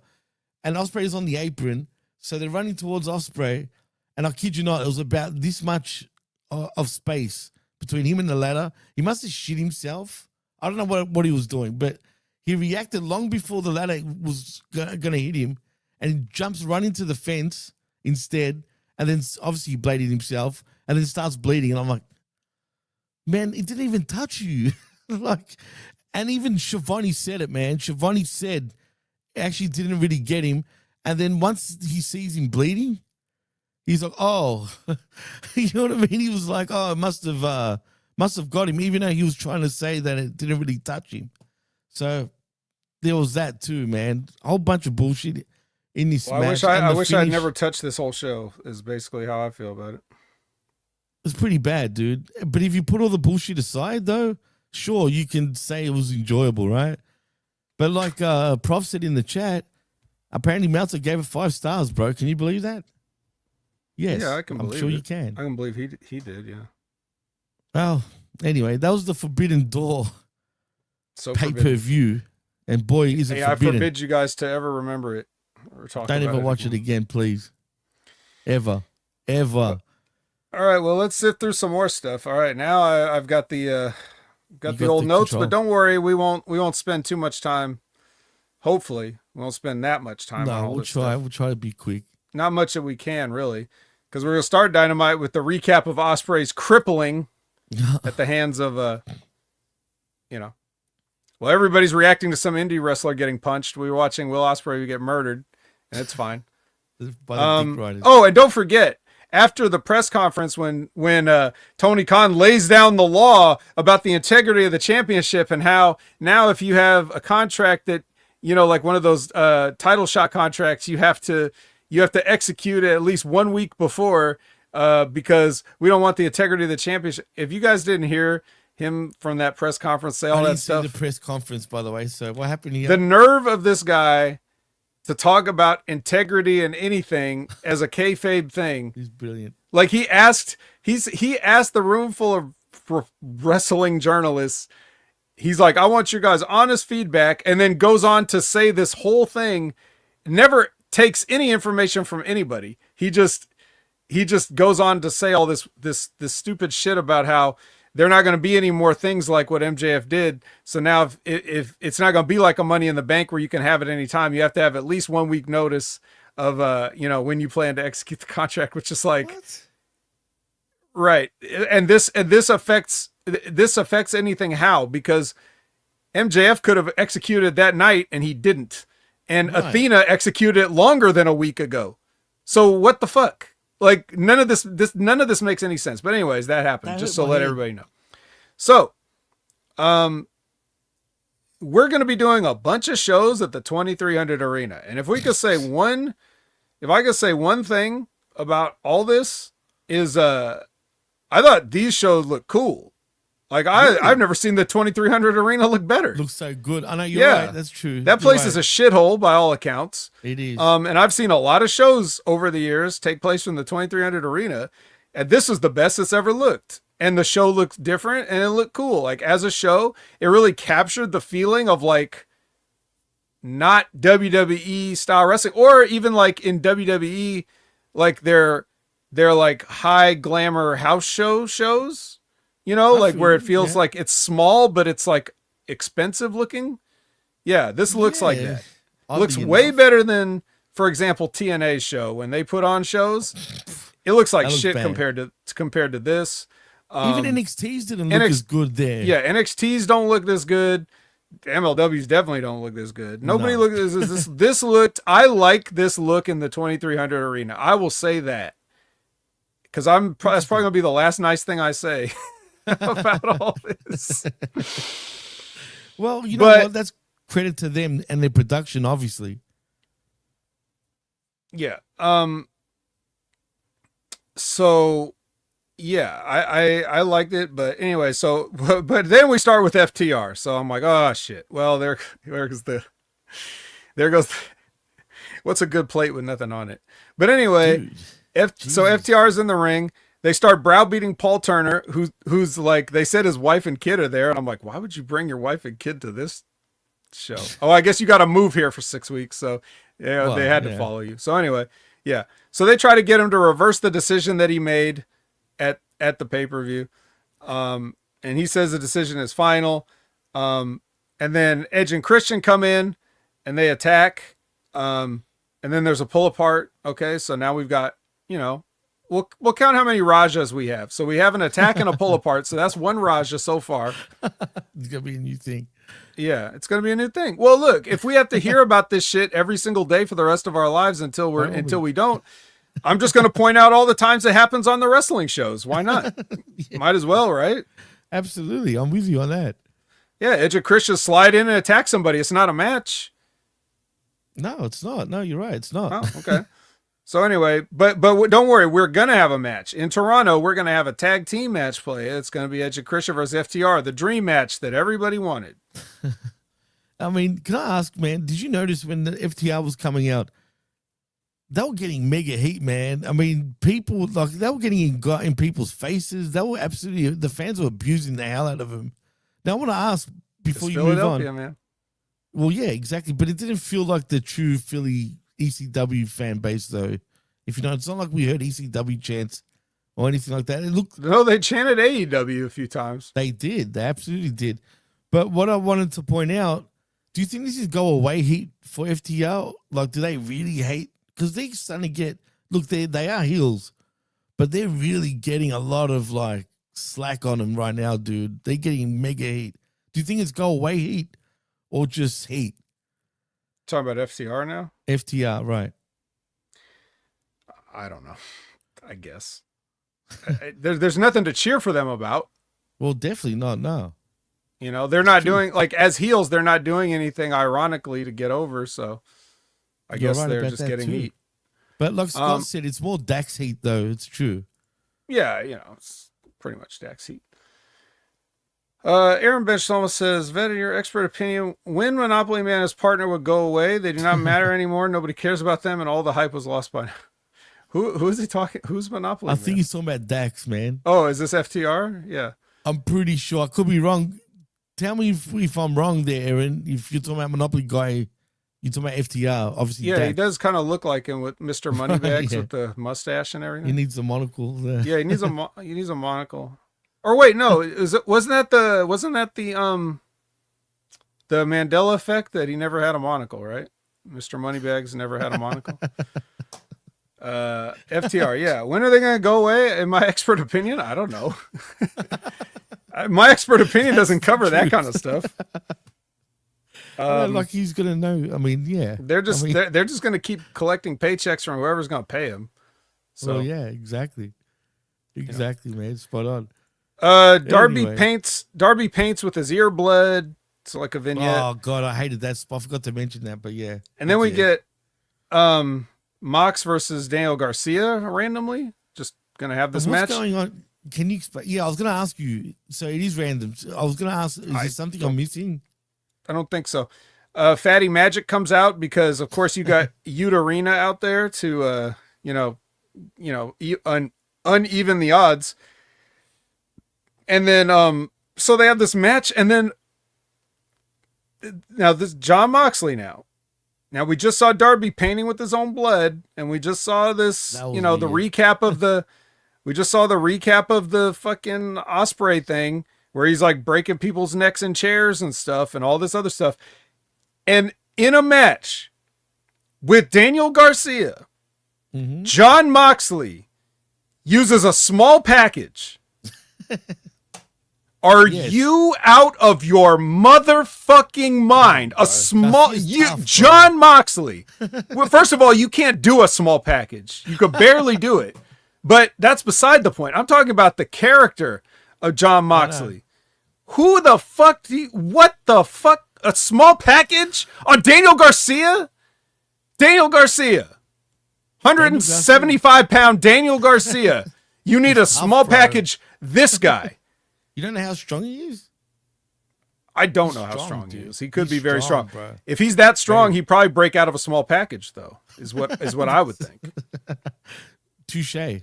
I would think you'd have to kill him with a hammer. Something a little more John Moxley-like. But instead, I would have had Marina slide me a hammer and just bonk him on the face, and then boom, it's over. And then while he's choking on his own blood, then I'll cover him, just like Psycho Stu. But instead, we get oh, that was bad too. We get a small package. You guys wonder why I hate these motherfuckers so bad. And then Darby, then Wheeler Yuta has to come out and say no to Darby's challenge from earlier. And then after the small package, Moxley and Daniel Garcia get into a pie facing contest. Like, who can push each other's face the most? Like, well, remember put it best. The Death Riders, the murderers, the attempted murderers, the plastic bag guys, the fork in the ear guys, whatever. What all, I forgot all the stuff they done. They just re-broke Ospreay's neck. Small package. Small package. Bro. Also, that's Tony Storm's move. So you stole that. Like, on every conceivable level, this man is a disgrace. He's such a disgrace. Well, obviously, Moxley, now I'm trying to be serious here. He's obviously trying to recruit Daniel Garcia into the Dick Riders, right? And I bet he will join. I just got a feeling he will. Why would you want a guy that could lose to a small package? I have no idea, man. I have no idea, but that was a test. That was a test to see if you wouldn't kick out and you passed. Now you can join us. There. But see how they start programs, dude? They start programs like this was already a thing. Like, do you know what I mean? Like the way they begin this shit is literally like there was already some sort of beef going on that we never seen before. Do you know what I mean? That's like you start a program. Like, you know what I mean? Give us a reason if you're going to do this shit. And like you said, small package. Obviously, they're trying to put Danny Garcia over somehow by doing that, right? Kidnapping, attempted murder. The list of felonies goes on and on. Small package. Small package and some face shoving. And yeah, that's it, man. It is what it is. Oh my God, let me ever run into John Moxley. Just let me run into John Moxley. You know, remember how when Dean Ambrose was on the Stone Cold podcast, for example, and Stone Cold was just shitting on him? Yeah. I would so pay $100 if you interviewed Moxley and just shat on him. That would be something to see, bro. That would be freaking money. I'd have like all the transcripts of his promos and stuff. Did you say? Yeah. All right. So anyway, after a break, Yuta comes back into the ring and, you know, he's blah, blah, blah. And they're like, shut the fuck up. You know, and they, you know, this was where they really went ECW on him. Yeah, but you know what's funny? They told him to shut the fuck up when he stopped talking. Like, that's so dumb, dude. Like, why are they telling him to shut the fuck up when he stopped? Like, he shut the fuck up. Yeah. Well, anyway, whatever they yelled a lot of things. Fuck you, Yuta. Shut the fuck up. They said a bunch of chants, and he mentioned them. He was clearly like ad-libbing because he said exactly what they were saying in his promo or whatever. Anyway, that's not the point. The point is the lights go out, the hook signal comes on. Oh yeah. There's a new theme music, which this. Okay, look. Let's get that. Let's circle back. Hook comes out, puts the red rum on Yuta, you know, and leaves. He's back. Mm-hmm. Hook's back. Okay. He's back. This new theme that he's got, this ain't it. This is okay if you want to use this for your like comeback vignettes, if you want to do that. But as entrance music, you can't use this, kid. You can't use this. You got to have something else, a little more up tempo than this bullshit. Dude, I had to look this song up because I was like, what is this? Am I just out of touch? Like, am I supposed to know what this is? Is this something that, you know, people know today? No, this is some obscure ass song from God knows when, from some white guy from whenever. I'm like, I don't know what this is, but this is not wrestling entrance music. I'm sorry. That was trash, straight up trash. And you know what's sad? It's going to make me not like him as much as I really do like him because of that trashy song too, bro. It just doesn't suit. It doesn't fit. Hopefully they do something about this. But you know what's even sadder? This would have been Tony Khan's idea all the way. And unfortunately for Hook, he probably had no like chance at like even saying otherwise, dude. I don't know whose fault it was. I just know it sucks. Like I said, no, like I said though, the song is fine for something else, just not entrance music. I agree. How are you supposed to get hype coming out to that? Like it's so slow, you know? I don't know. And Aaron, the song was a throwback to them using it back in PWG years ago. It was just a one-off. Yeah, also it's supposed to be somebody switching it out on them. And that too, right. And the cheesiness. It's meant to be cheesy. It was meant to be bad taste, in other words, Aaron. Yeah, it doesn't, whatever. It doesn't matter. We get post-match comments from NJF as far as like the post-Forbidden Door match comments. So we got that. So it's an MJF promo. MJF is really good at doing promos. Problem is, it's the angles he's in. That's the problem. He's all right. getting screwed right now, man. But yeah. All right. Next is Megalope versus Camstat. I saw something I haven't seen in a while. In this match, if ever, this could have been a first for me. I don't know how many matches have I probably seen? What, this hundreds week or of thousands forever? of matches at this point. Like probably at least a 250,000 matches I must have seen in my lifetime at this point. That's a lot, man. At the very least. But not very many of these matches had a heel hot tag. I don't usually see those. But fucking Megan Bayne came in and cleared house, boy. Let me tell you. Cleared house. She threw everybody's ass around, man. It was unbelievable. And then, but then she got taken out by a Harley Cameron tornado DDT on the outside. So that was amazing. And then Penelope tapped to Chris Statlander's weird submission move. Just long enough. Megan sold just long enough for the match to be over. And then she popped up, got back in the ring. I don't know what their obsession is with having Harley Cameron get the most offense. Harley Cameron gets the most offense on Megan of anybody else in this company, dude. Have you noticed that? I have. She's like the the perfect counter, I guess. Dude, I did used to like her. Now I can't stand her anymore for some reason, bro. She's become so corny now. It's just often. Yeah, no, she's bad, man, right now. And on top of that, I don't know. Toni must really love her, bro. That's what I'm going to say. I mean, she's doing something right towards him, I guess. Well, anyway, they get their heat back, and then Willow comes in and make the save. Now, I don't know if this counts as a Raja because technically these guys were all in the match together. So if the people in the match get heat on somebody in the match after the match is over, I don't know if that counts. But maybe it's like half a Raja. I don't know.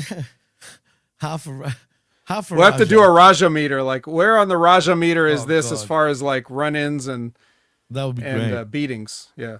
Maybe I should look into that about getting a Raja meter. Let's get a Raja meter on live shows. I'll tell you what. I don't know. This wasn't a 9 out of 10 on the Raja meter, but Mercedes Moné has 9 out of 10 belts because she's now 9 belts Moné. She's Ultima Moné. See that? She took us. Yeah. They took it off us again, dude. They mentioned it. They talk about how he had 10 belts, and she's coming to smash that record. And then they just play her more. Well, they said 10. I don't know if that's accurate. It doesn't matter. That's just what they said.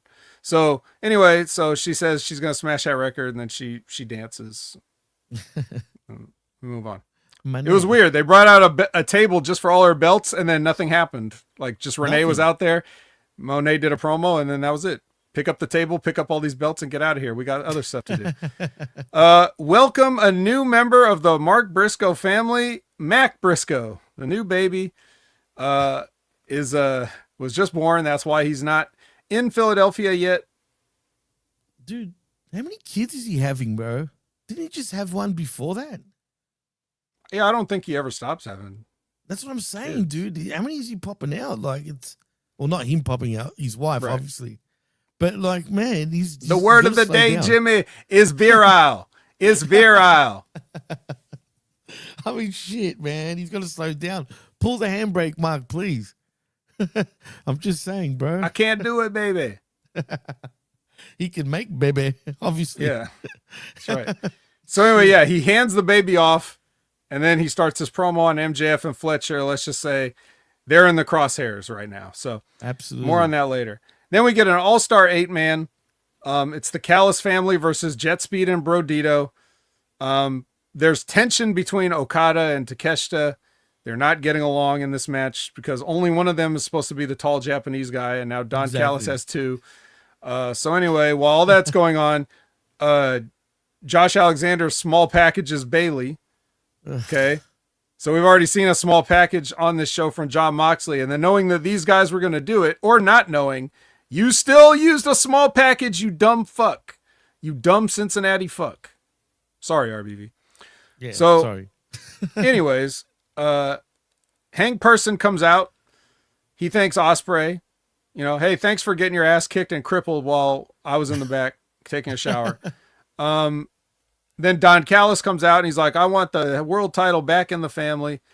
And then all these here comes. Okay, now we know how big the Don Callis family. You were already complaining about the size of the Don Callis family earlier. It's only getting bigger. And who comes out with him now against the AEW World Champion? Josh Alexander, Rocky Romero, Hechicero, and Lance Archer. None of the actual winning guys come out. Like you just have the job team. I know Josh Alexander finally just picked up a win a couple minutes ago, but barely. Enough, right. He had the small package Mike Bailey, so he's not necessarily a threat to Hangman. If I had to guess, this is ridiculous, bro. It's ridiculous. It's a joke. This is a joke. It's a rib. It's got to be, bro, a rib. So okay, so they all surround the ring, right? And they're about to do a Raja, but here comes Jet Speed and Kenny Omega. So they all fight. So it's not a Raja, but they wanted a Raja. They wanted it, but they didn't get it. It was going to be even worse because there's 4 of them. So that could be a 4X Raja? Well, maybe. I mean, if that's possible. I mean, could have been pretty bad. That could have been 80 punches, 88 punches. We're going to do the count next time with a ding every time. But, I mean, well, this sets up for next week, though, at least, right? Mm-hmm. Back in the same place, same arena, same time, I guess. Yeah, I mean, I'm so done with this storyline, bro. Bad. Same number, same hood. It's all good. Oh, yeah. No, that rhymed nicely. Nice one there, Vic. Yeah. Thank you. I stole it from Biggie. Toni and Mina, Athena and Billy promo package thing. I liked it. It's fine. Then Team Ricochet versus the Ops. It's all going good for Team Ricochet until out of nowhere, MVP in a baseball hat runs out, hits Ricochet on the top rope with a cane, runs away. You could barely see MVP. Normally when they do these kind of things, the camera like will focus on the person like running away, or like they'll stop to look at their handiwork or whatever. MVP was just out of there. It makes me wonder if that was even MVP or if they just put a suit and a hat on Scorpio Sky and said run out there and pretend to be MVP or something. Dude, you couldn't really tell though, man. In a way, it's true. That's you know what, you could be onto something. It was that fast, and I don't know for a fact MVP don't move that quick, dude. Not right now. That's a fact, dude. That's why he's got a cane. Also, that's not a friggin'. That's not part of his gimmick. He does use a cane at times to walk around. He doesn't need it, but he does use it because of a car accident I think he had or some shit like that. But anyway. You know what? You could be right. I don't know if that was him. For real. Well, who knows? So anyway, after that, Joe chokes out Ricochet. I was wondering if Ricochet felt so bad about GOA losing all the time, he decided to take a pin or a fall here just to, at least it wasn't a small package, like he actually good if it was. See, that's what I mean. When I'm always praising Ricochet, look at this guy. He's so selfless, so giving, such a good worker. He's like, yeah, it's okay. You can choke me out. It's fine. I'll get choked out. He's not worried about, catch a quick one on me, brother. Like these other fucking marks, But can I ask you quickly, Vet? Is the Ops like just a waste of time at this point?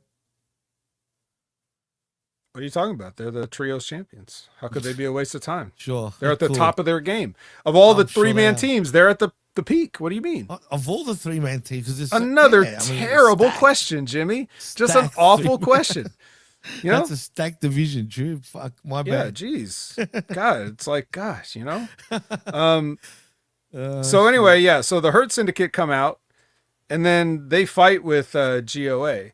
But since they have enough time to sort of face each other, I didn't know if I should count this as a Raja. Nah. They faced each other too long. Yeah, you're right. Okay, all right. No That's Raja. Fine.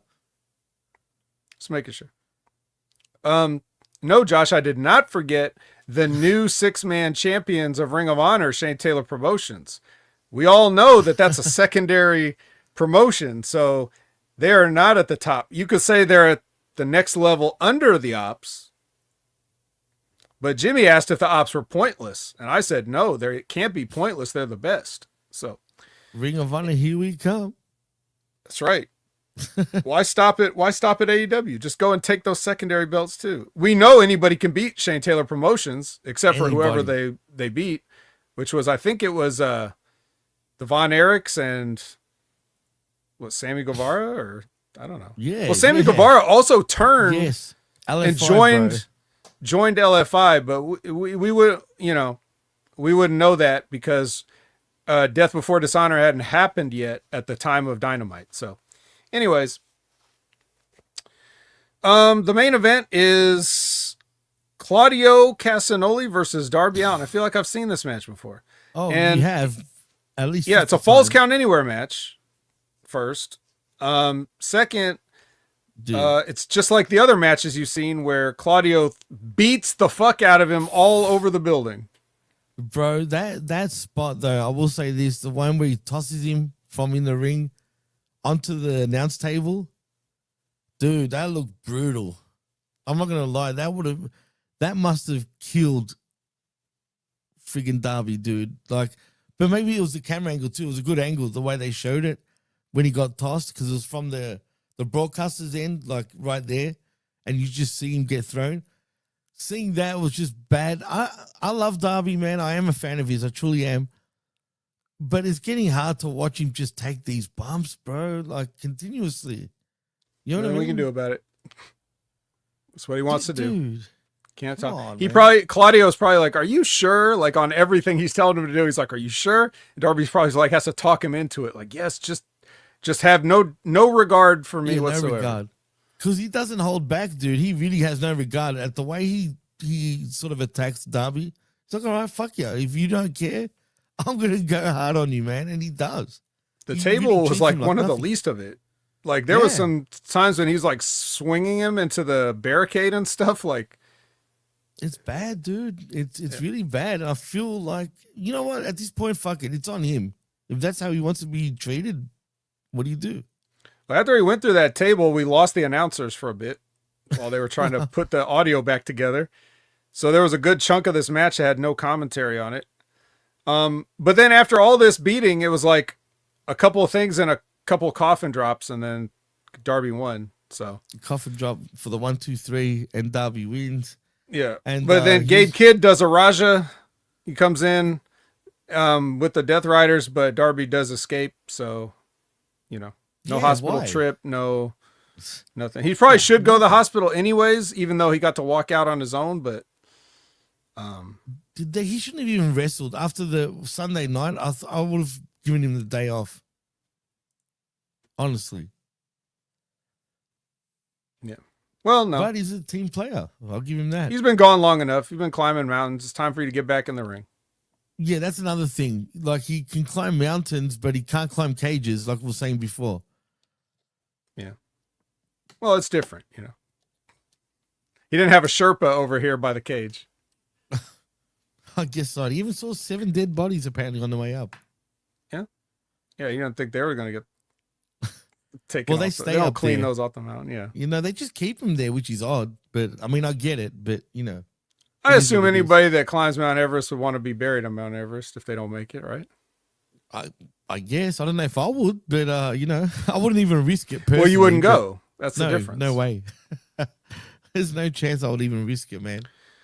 All right. Well, we had to risk watching Collision, so there was Oh, that. nice. And was no professor. We're not going to sift through Death Before Dishonor Wreckage. We'll only talk Hell about it no. if it's relevant. But for example, like Athena didn't lose, so whatever. She did it? What else what was the What we said Bandito about didn't lose? I assume Bandito Guevara. didn't lose to Hechicero. No. Sure, they had a fun match, but didn't lose. The only thing was, somehow Mina came out. She didn't beat Athena, but somehow she's the Ring of Honor interim television champion still. So there's that. And I don't know. I feel like if you beat the interim champion, you should just take that belt. Shouldn't you? Yeah. Isn't that how it works? Should. AEW, What do I know? I guess, or It's not- Ring of Honor, whatever you want to call it. But Well, we know they're all about integrity there, so they'll take care of that. But what else happened? The 6-man tag thing we already talked about. We already talked about Sammy turning, and that's going to come up again. So whatever. The opening contest for Collision is Daniel Garcia versus Vanilla Baby, played Christian. And so I'm, on the one hand, I'm like, okay, Daniel Garcia in the opening match where he belongs, right? And when I saw Daniel Garcia come out in the 2300 arena like this with just the regular trunks, it was like, I could see old school ECW, some guy like him being there, right?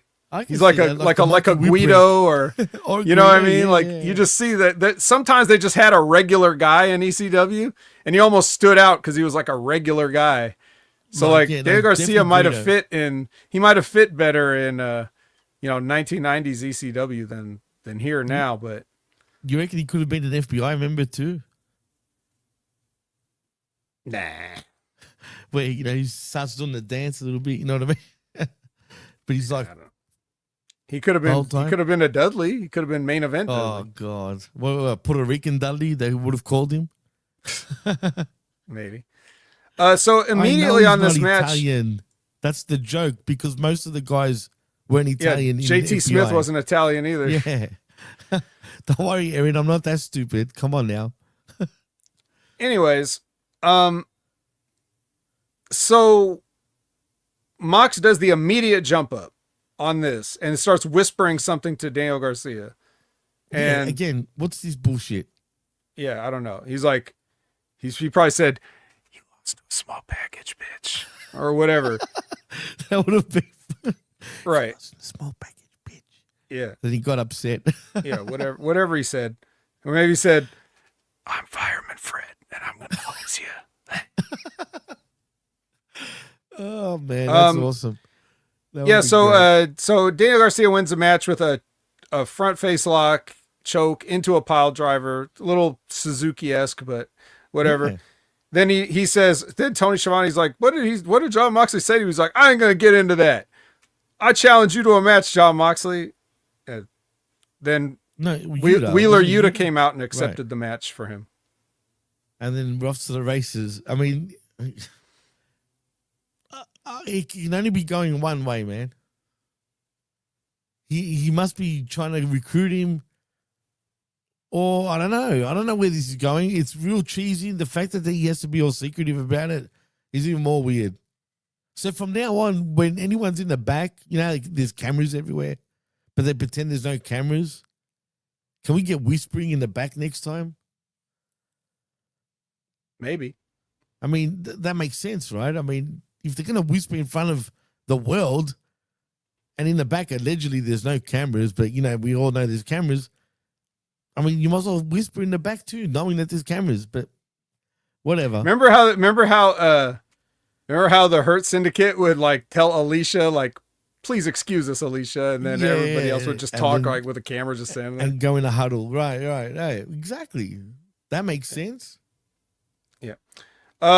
So earlier in the day, Lexi was with Paraglom, and Roderick Strong is still not with this whole thing. He just does not want to be part of the conglomeration. So anyways, Jeez. so he's upset because Kyle is in this match with Ishii against Kyle Fletcher and Josh Alexander. Don Callis is on commentary. The match goes on. Josh Alexander kicks Ishii in the penis and hits him with the C4. And so that is another win for 2 wins in 1 week for Josh Alexander. Good for him. What's going on here? He's on a roll. Are they going to begin to utilize him now? Is that what's happening? Yeah, they jobbed him out to start with, and now he's paid his dues, and now he can start winning. He paid his dues. No worries. We get a Jamie Hayter and Tekla pull apart. I don't know. This seemed even, so I don't know if we could call it a Raja because a little back and forth. No, But- no Raja. Still no Raja, unfortunately. Yeah, we've only had one so far, I think.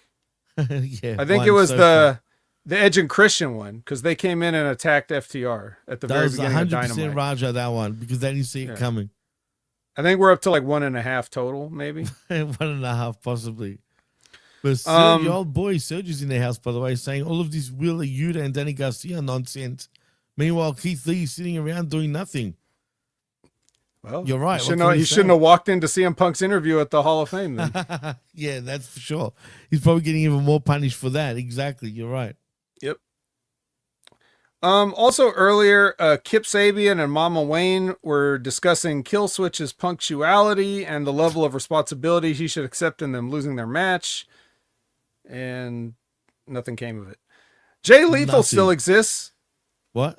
Jay Lethal still yeah. exists. Remember him? I was shocked, dude. What the hell, man? Where did they just get him from? From like the ashes? Like what happened? Like where's Pac, for example? Ring of Honor, I assume, but his opponent is hologram, so you know what's going to happen. He loses to the portal bomb, and then something comes up on the screen, and it looks like somebody's hacked into hologram's program, and now the clone program has been activated. Clonogram coming soon. What are they? What's? Oh, this was all part of the plan, Jimmy. This was all part of the plan. This is gonna get so bad. Tony Khan has been dreaming of this since high school. Could we get a Power Ranger thing happening? Like a Power Ranger of like group, happening in the future? Can you imagine that? You got green hologram, red hologram, blue hologram, and then with all your powers combined, you have holograms. Yeah. And then you have a breakfast cereal right there ready to go, too. Sure. Or like Cold Blooded says, it's Dark Hologram. yeah. Mm-hmm. I like it, pal. I like it, too.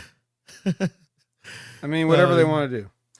Oh, Jesus. Let's see. We get a package about Ricochet's team and the Hurt Syndicate's team. So look out for that. Next match is Alex Windsor. Oh, Jesus Christ. Go away, Windsor. Versus Ashley Vox. She defeats Ashley Vox with the sharpshooter and then challenges Mercedes. How impressive. Windsor. And she says it way too much too. Just once, maybe is okay. After that, just stop. She's front loading it now to get it over. Yeah, I don't hear everyone screaming it back at her, but whatever. Give it time. Lexi is with Don Callis and Mark Briscoe. They have promised no physicality. That's very nice.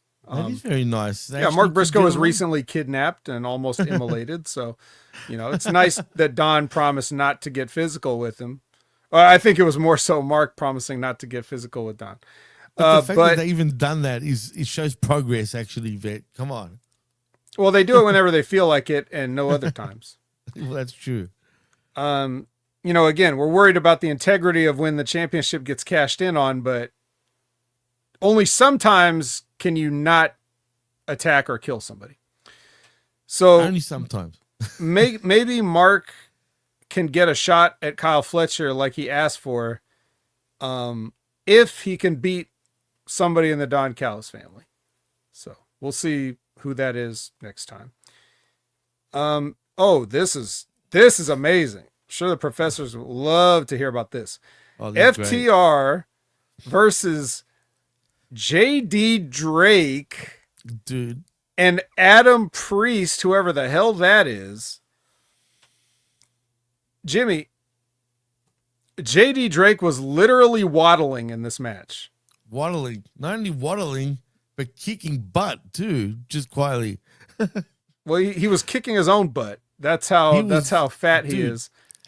He got fatter than the last time we seen him. No shit, he really did. He's so fat. And here's the worst part. Again, FTR, best tag team. I can't even say it without laughing. Come on. It took him only 15 minutes to win this match. Of course, the best tag team. Well, the best part is they knock Adam. They think it's a good idea in the psychology of this match that they have Adam Priest get knocked off the apron after the heat. So JD Drake makes his own comeback. Instead of a hot tag, JD Drake makes his own comeback on these guys. He hits his fat moonsault, and then Cashin kicks out of the fat moonsault with no help, no save. You don't need a save. I'll just kick out. What's your finish? Moonsault. I'll kick out of it. And then after Cashin kicks out of the moonsault, then JD Drake's like, "Oh, I better tag my partner now." So he, my move couldn't do it. I got to go tag out. So he goes to tag. Then after he tags, then they do the shatter machine to JD Drake, who's not legal now, but he is fat. And that means that all of his body weight comes crashing down on crashing. And I'm sure his knees are screaming in pain to this moment after that. Boy. And like, oh, that was a mistake. And remember the time they hit the shatter machine on the outside? Yeah, So that my all it God. was Cashin taking a flat back on the concrete and the other guy So was perfectly dumb, fine. Yeah. So now he takes a flat back on the he takes a flat back on the ring and gets the full weight of JD Drake crushing his legs and hips. How they dumb? Sorry, Prof. Yes. Man, I'm so sorry, bro. Yes. But No, he I loves feel this. bad for Prof, but that is Don't feel bad. He knows now. Now he knows. Now that it's all been spelled out for him, he knows. Or at the very least, he's on his last thread. I'm sorry, Prof, man, but that is the dumbest shit. Again, they don't know psychology or shit that makes sense. Anything, I don't know, man. How do they call themselves the best tag team? Anyway, They're the worst. RBV says the full moon salt, or yeah, or the moon sodium, whatever you want to call it. It was gross. Should have been salt instead of salt, like as in SALT. Yes, I get it. Yes, that's what the sodium thing was. So I know. okay, so after he breaks his knees on the fat guy, then Daxon gets a sugar hold on Priest, and he just gives up, of course. He's brilliant. Yeah, then they get on the mic and they say, Stokely's not here because of Edge and Christian, and we're going to end your careers, so don't make us end your life. So that's a death threat again on TV. So what? Are they going to win with a small package then? Like, what is that? Is that what we're going to get in the actual tag match? You're going to small package one of these guys? Oh my God, dude. They looked pissed off after this match, and I hope they are. But you know what's even more retarded? You would think at least one of them would tell the other one not to do something or finish the way they did. But I guess they're both just as smart as each other, right? No. Well, yes, which is not smart. I know. That's my point. They should form a permanent trio with Hangman. Oh boy, that would be good. Get all the Not dumbest really. know-nothing fucks in one team. What would you call it? The empty-headed dipshits. What else? Oh, there we go. Pop right there. Yeah. They are really the three dumbest fucks in professional wrestling by a long shot. Yeah. Number 4 is actually quite a bit of a distance, possibly. Them And it's number Moxley. 3, top 3. Oh yeah, shit, yeah. Yeah, you're right. Actually, Moxley number 4 for sure. Actually, and that's sad because Sammy Guevara, he's got to be in contention, right? But he just joined Los used to be. Facción Ingobernable. Right. So- He used to be very bad, but I think he's settled a little bit. Well, now this, because we just don't see him. Exactly. I mean, you can't fuck up if you're not doing anything. So, That's true. but he'd rather beat him he'd rather join him than beat him because he'd rather not be on the receiving end of Rush's. There was I that. forgot to mention that. Yeah, there was that. He goes to give him the mic and he drops it. So And so picks then it up and gets on his so knees. so yeah Yes, so sir. so Axon picks it up, then Cashton comes back over to him and says, "Here, give it back to me." Then he takes the mic. Then he gets down on one knee and gives it to him like Excalibur, Wow. and not the wrestler. I mean the famous Yeah, sword Yes, sir. of King Arthur. Yeah. Like, these guys are such fuck both of you. Can I just look right in the camera and say that? Is that you? Say it. Is that you, Axon? Is that you, Actually- Cashin? Fuck you. I was gonna do Just in case there was any doubt. Yeah, you don't have to give me a one box. It's fine. I was gonna go to the one box, but It's anyway, fine. it doesn't matter. It's fine. Lexi is with the Callis family. Blah blah blah blah blah. Big Bill with Brian, Big Business Bad Apple Bounty Hunter Brian Bekeith in his corner versus Juice Robinson with Austin Gunn in his corner. Matches whatever. Double jump And the up. cutouts. Yeah, black hole slam to Juice because that's apparently Big Bill's finish now. So we've got Abyss now. Yeah, he's Abyss now. He's an Abyss, all right. See, I actually think at this point, Big Bill. I think he's Big Bill in terms of like his readiness for whatever in the business, like main event, any company, anywhere. I think he's at the best position he's ever been in. He has the most knowledge. He has the most experience. He looks good. He's still tall. All this stuff. He's as far as I know, he's still clean. Not the gas, but the other drugs. I like where he's at right now. He's ready for anything. WWE could call him tomorrow and he'd be ready. But unfortunately, we're just seeing him in this stuff with. He's too big for this company, remember? Yeah, way too big. Way too big. So he's not going to be in the main event picture in AEW, unfortunately. Yep. Now, speaking of not going to be in the main event picture, Skyflight. So after Scorpio Sky took off his MVP disguise and came back here, now these guys who have existed for what, like a month and a half, 2 months? Has it been that long already? I don't know, but something like that. They haven't done shit. They've had like 2 matches in 2 months, and they're already fighting now. Like they're already fighting amongst each other. And it's Dante Martin again. Yeah. Well, do you think he's jealous?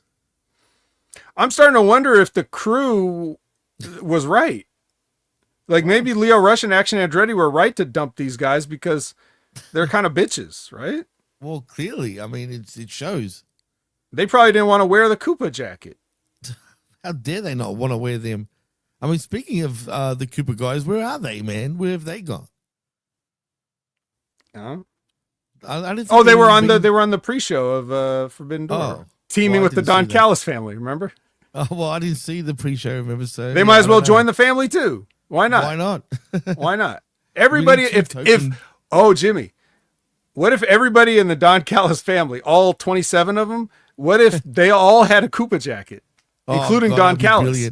And then Don Callis made a painting of all of them together at like, the Last Supper thing, and they all had Koopa jackets in the painting. God, that would be money right there. That's money. And what if in the Last Supper, like it would be funny, like because you'd think like if Jesus had a Koopa jacket and Judas went to go stab him, would Judas get stabbed first because the Koopa jacket? I'm sorry. I'm freestyling here. I'm going off on a tangent, but oh boy, I mean that makes sense though. I mean Jesus should have thought about wearing a Koopa jacket, man. It makes sense. What was it? Come on. Come on. He was a carpenter. He should have made one himself. He's a carpenter. Yeah. He built the wood spikes and then. Oh. All right, dude, you're on fire, man. Keep going, please. Gabe Kidd gets a vignette. I'll keep going. Darby Allin, pro skater. It's a video. He's got a fundraiser going on. It's if you're interested in donating, it's darbyallin.fundraise, not fundraise, fun as in we're having fun. Oh, we're having fun. darbyallin.fundraise.org. So go throw a couple of bucks his way and shit. Yeah. Man, you're low-key the funniest mofo on this channel, 100%. I'm the best in the world. The best in the world. You make me laugh like no one else, man, for real. Far out, saying. Man. I've got a headache from that. It's not about, being the best in the world. It's about doing this live. Jimmy's out. Did Scott Woodford come back? What happened? I'm all by myself. Well, I got the best internet in the world, I guess. Well, I guess we could finish this up while he's gone. So we have a random. Oh, he's back. My browser just. I don't know, man. That's Jesus punishing me for laughing about the Koopa jacket and the carpentry. Anyway, well, he can't punish me because, as I said, you're the best in the world. Yeah. Oh shit. So we get a random. Now this is an odd main event. It's Toni Storm, Mina Shirakawa, and Queen Aminata. That's not that odd, but you have Dark Sky. Oh yeah. Dark Sky, and Dark Julia. Fatality. I have to Not a look through flawless victory, though. that. Definitely not. No. And Billy Starks. Yeah. Random Billy Starks in there. You have a triangle of madness, but we're just going to go with 2 points and a Billy Starks. Why does that matter? I'll tell you why. So anyway, they had the match. The match is whatever. It's six. It's pretty sucked. It's Tony. It's Tony's. It's Tony Storm and 5 rotten girls. Okay. And poor Julia. At some point, Julia gets her nose busted, and she looks like she's limping around, like she's just not having a good day in this match. Poor girl. Yeah, and then Mina Shirakawa hits her finish on Billy Starks, but then Tekla comes in and does a Raja Jackson, and just beats everybody up, and then the Triangle of Madness gets over on everybody, and they stand tall to end Collision. But wait a minute. They're losers. They lost this match. They've lost every match they've ever had. And they do, man. It's why true. was Billy Starks the partner if Tekla was here? I have no idea. That's I can't answer this, man. These are all random again. Like,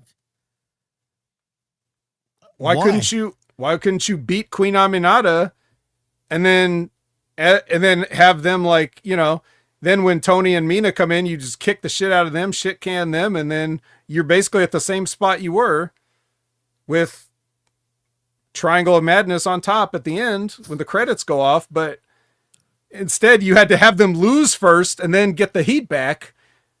It doesn't make sense. Why do that? You would have thought they were the winners by the end of this. That's what's even more weird. I really am speechless on this. I have no idea.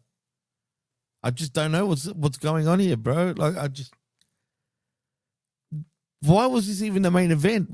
Like, anyway, I have no Daniel idea. Garcia came out first. Yeah, I really can't say anything. There are more man. main eventers than he is.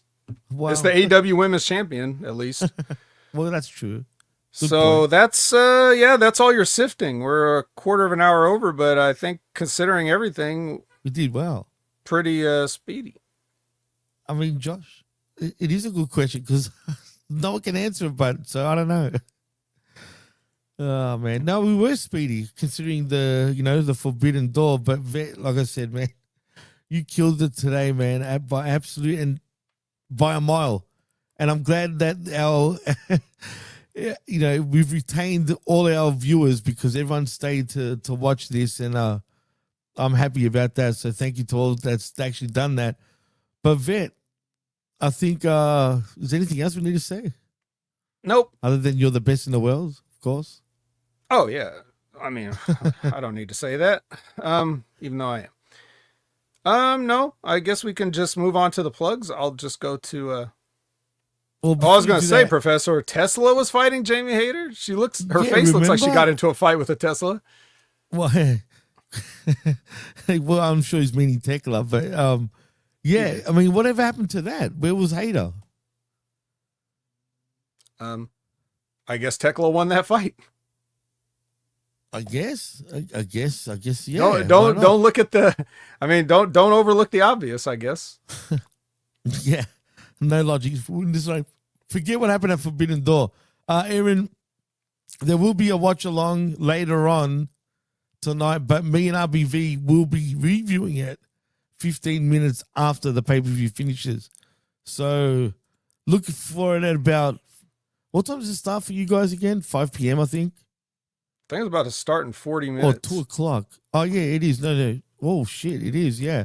So 15 minutes after the pay-per-view, Aaron, will be going live. Or it's already started, maybe. I don't know. Point is... No, in half an hour, just over half an hour it starts. Okay, fine. So... anyways, let's go ahead and move on then, and you can watch the replay with Brandon when he watches it, but there will be a review after the show ends. That's what you're saying, right, Jimmy? Right, 15 minutes after the pay-per-view ends, me and RBV will be reviewing the show. Just take your YouTube, open the Hameen channel, and just leave it on, because it's going to be cooking all day long. Absolutely, man. So, yeah, and then after we finish, that's when... Brandon will be doing the watch along. So in saying that, Vet, tell them what you're up to and where they can find you. At Opinion Haver on all your favorite social media platforms. Everywhere at HMG, you see me. It's going to be either here. It's going to be tomorrow night as we record this, Monday night, 6:30 p.m. Pacific, 9:30 p.m. Eastern, and smack dab in the middle of Monday Night Raw and Netflix for the Impact Attack with Brandon. We're going to talk about TNA. Every Wednesday, 8 a.m. Pacific, 11 a.m. Eastern. You can catch the Next Level Wrestling Review with myself and Big Ray Hernandez. We talk about NXT. So where those things are connected, stay tuned to both to see all the inner promotional exchanges. Check out Wrestling with Rogers every Friday. Concrete Time, 9 a.m. Pacific, noon Eastern. Ask Rip Rogers a question. Every Friday, Stevie Richards Show.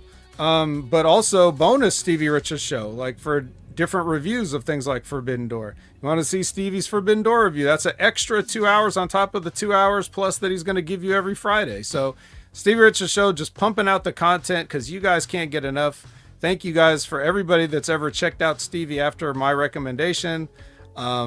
It's definitely the best show wrestling has going right now. I may be the best in the world, but you know, all due respect to my shows, I like Stevie Richards' show, the most professional, the most interesting, the most diverse, and the most entertaining, and production-wise, sharp-looking. So enough of that. Sure. Enough of the ass kissing. We don't want that. And check out Limpin' Ain't Easy with Timmy Baltimore. Latest episode had Victor from the Ascension. So awesome seeing two friends sit down. The only thing that was bad about listening to the episode was I wish I could chime in. I wish I could chime in with my buddies, but they told a lot of stories that only people that were there at OVW might know. So it's a good listen if you want to get a sense of if you ever listen to me and say, who did this fucker ever beat? They give like a flavor of that time period, back when I was active and hanging with those guys and having a lot of fun and making a lot of memories. And I'm glad to be able to call them friends today. Jimmy? Yeah, absolutely. Thank you for introducing me to them too. Actually, quite a while ago, which was pretty cool. But yeah, check that out. We need Timmy on the show. We should reach out to Timmy. We're gonna get Timmy Baltimore on here, man. It's been a while. I tried. He's a tough, he's a tough guy to get a hold of sometimes. He does his own thing. But I've done a show with him for quite a while too, man. I'll get on him. I'll get to him. We got to get him on for sure, man. But yeah, as far as I go, the deal Tuesday mornings, 10 a.m. Eastern. It's I Like a Raw with myself and Big Ray Hernandez, where we talk all things Monday Night Raw. Tuesday mornings, 10 a.m. Don't forget that. And of course, the Smack Attack with myself and RBV, which we recorded yesterday. So check that out, which is right here on Hammy Really Good's YouTube channel. You will like that show very much. And of course, the Wreckage every Sunday mornings, 11 a.m. Eastern, right here on Hammy Really Good's YouTube channel. And oh man, right at the end, Jimmy can't keep it together long enough. Well, I guess I could try to do his outro. He says, I'm Jimmy T. He is the best in the world. Oh, he's back. Well, anyway, as I was saying, I am Jimmy T. He is the best in the world. And my co-host, Jamie the Vet Williams. And you've been listening and watching the Wreckage live right here on Hammy Really Good's YouTube channel. And of course, channelattitude.com after the fact. Before I get kicked out again, thank you to everyone who joined us. Till next time, peace out and thank you. Bye.